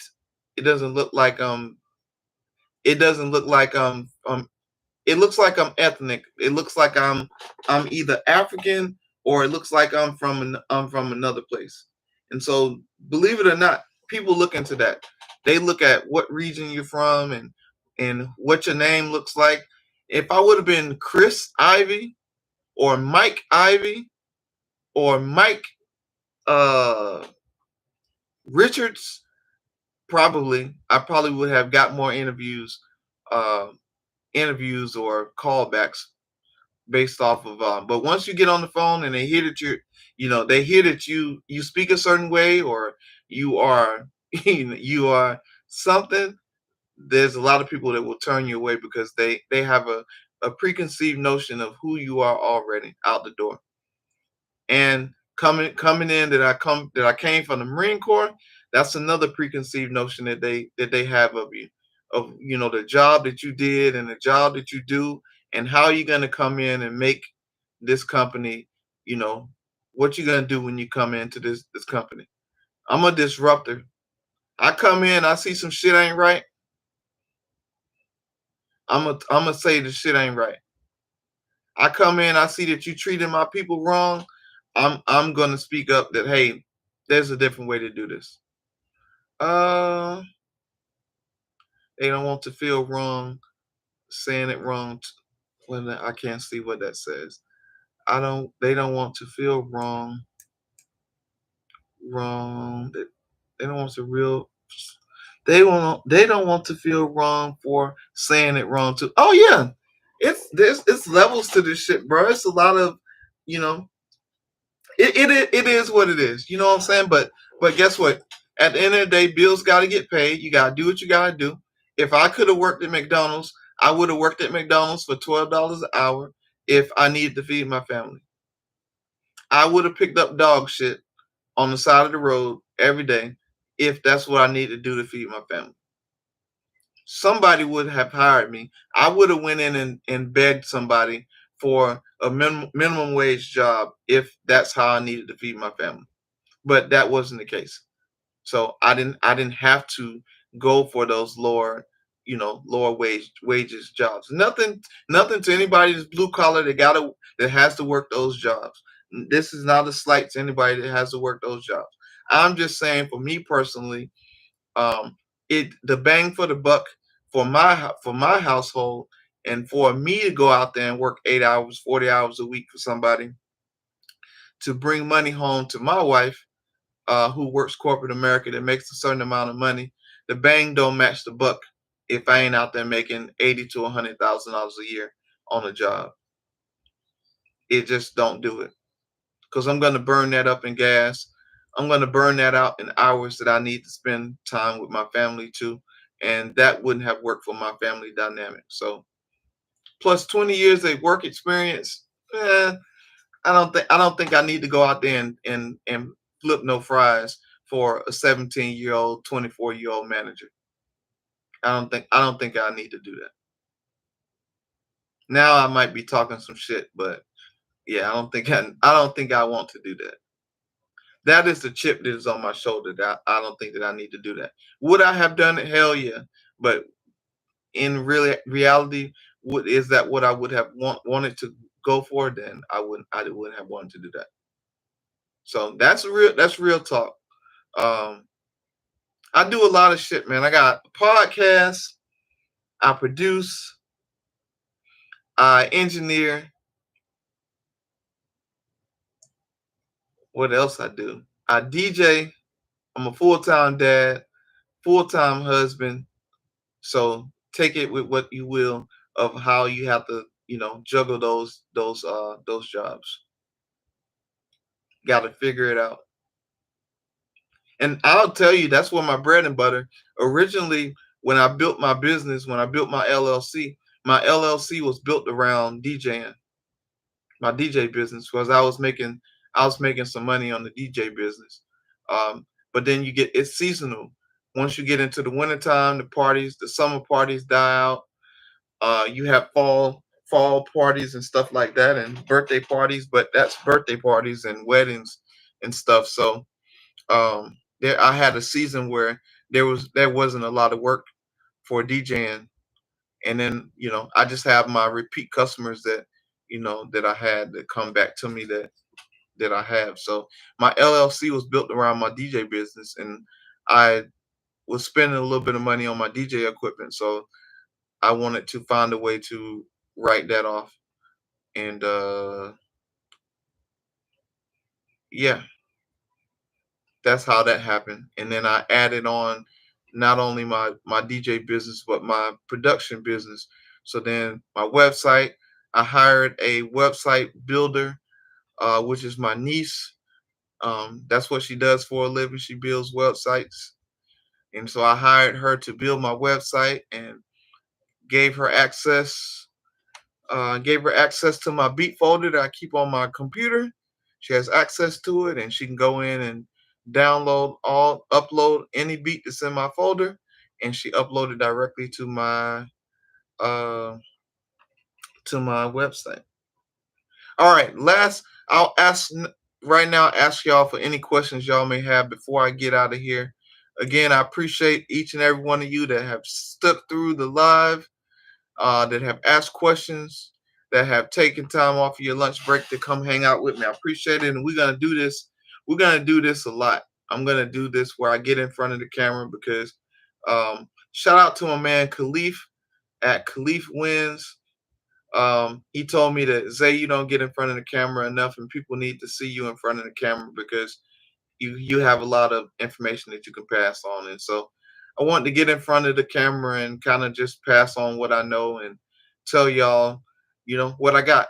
So any last questions y'all got, hit me in the chat because I got to pee real bad, and I need to go eat lunch. Y'all have a great day, and thank you for coming on. Mix and master. I mix and master in the box. I mix as I go. And then if I do export it out, I use GarageBand and I use Logic. And what I do is when I pull them into the DAW, I'm able to put VSTs and stuff on the tracks, on the masters, and I can mix and master that way. But yeah, pretty much before it leaves out the box, it is pretty much mixed as much as I can mix it on the go as I can. I put some mastering um, plugins on the outputs on the MPC, and I shoot them out that way. But most of the time, I don't have to do that. I don't even have to put them in. I don't even have to send it out that way. But you're able to do that. You're able to put it on the sends, put it on the bus tracks, and send it out with those plugins and effects already on the master track.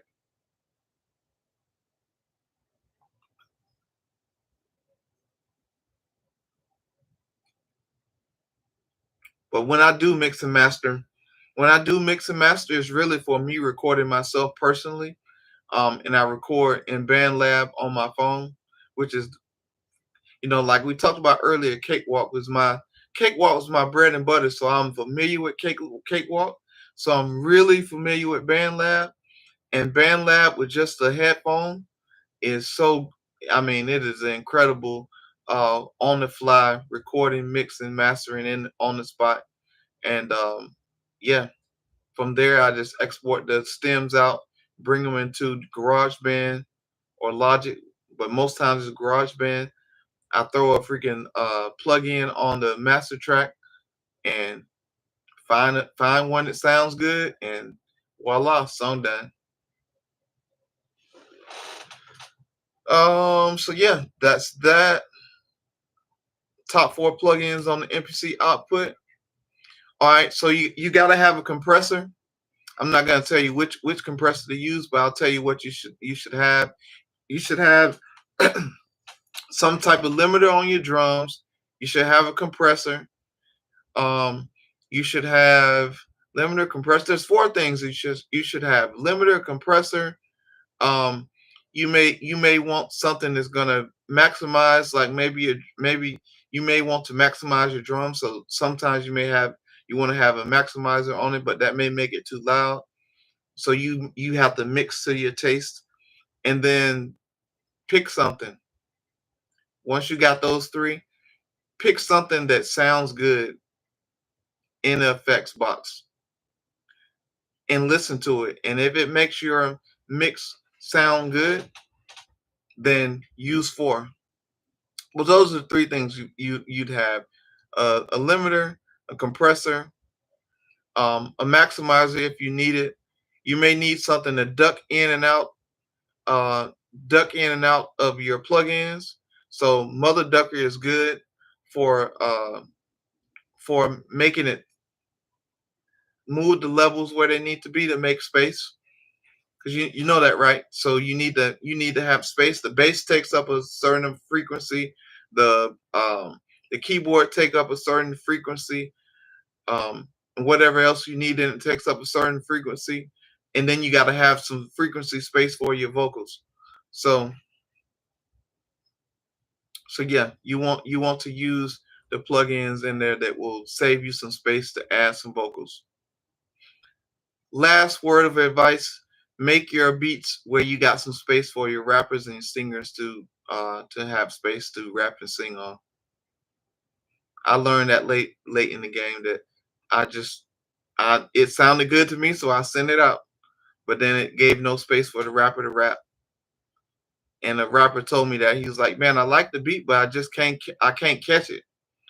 And the reason that they can't catch it is because they have no space to come in and create around what you already created. So if you go in and create space in your beat where they can kind of hear the skeleton, that's what he said. I need the skeleton bones. I need the beat and the skeleton bones so that I can come in and create around the skeleton bones. And I didn't understand it at first. Like, okay, so you want bare bones? He would tell me, I want bare bones so that I can rap on it. And then once I understood what he meant by bare bones, I was able to make songs specifically for him to be able to catch the beat and rap on it. Now, I don't do that. I don't do that for all my beats. You get what you get, because now I make beats for YouTube content creators for your channels. So yeah, yeah, the voice is an instrument, no doubt. Thanks, Bass Levels, for that. You gotta leave space because the voice is an instrument, so you gotta leave space for the voice. Yeah. Um, nope. I don't got a travel setup. I don't travel much for beat making. I do everything I need to do in house. If I need to go make some beats to travel somewhere, you paying me a bag. I don't need that. I like to stay in the house, and I can do everything I need to do from the house. If you can't email it to me or send me a video or text it to me of the need that you want, or get on the phone and tell me the need you want, then yeah, that's dead in the water. I don't travel. But if I needed to travel, Khalif asked me this last night. If I needed to travel to make a beat in the studio somewhere, what would be my weapon of choice? And I told him my weapon of choice to go travel somewhere would be the MPC Live 2, because it's standalone. I can take my hard drive, I can take my SD card. The hard drive is in it already, and I can create out the box. And I can take my laptop if I need to, hook up to my laptop, go in controller mode if I need to go.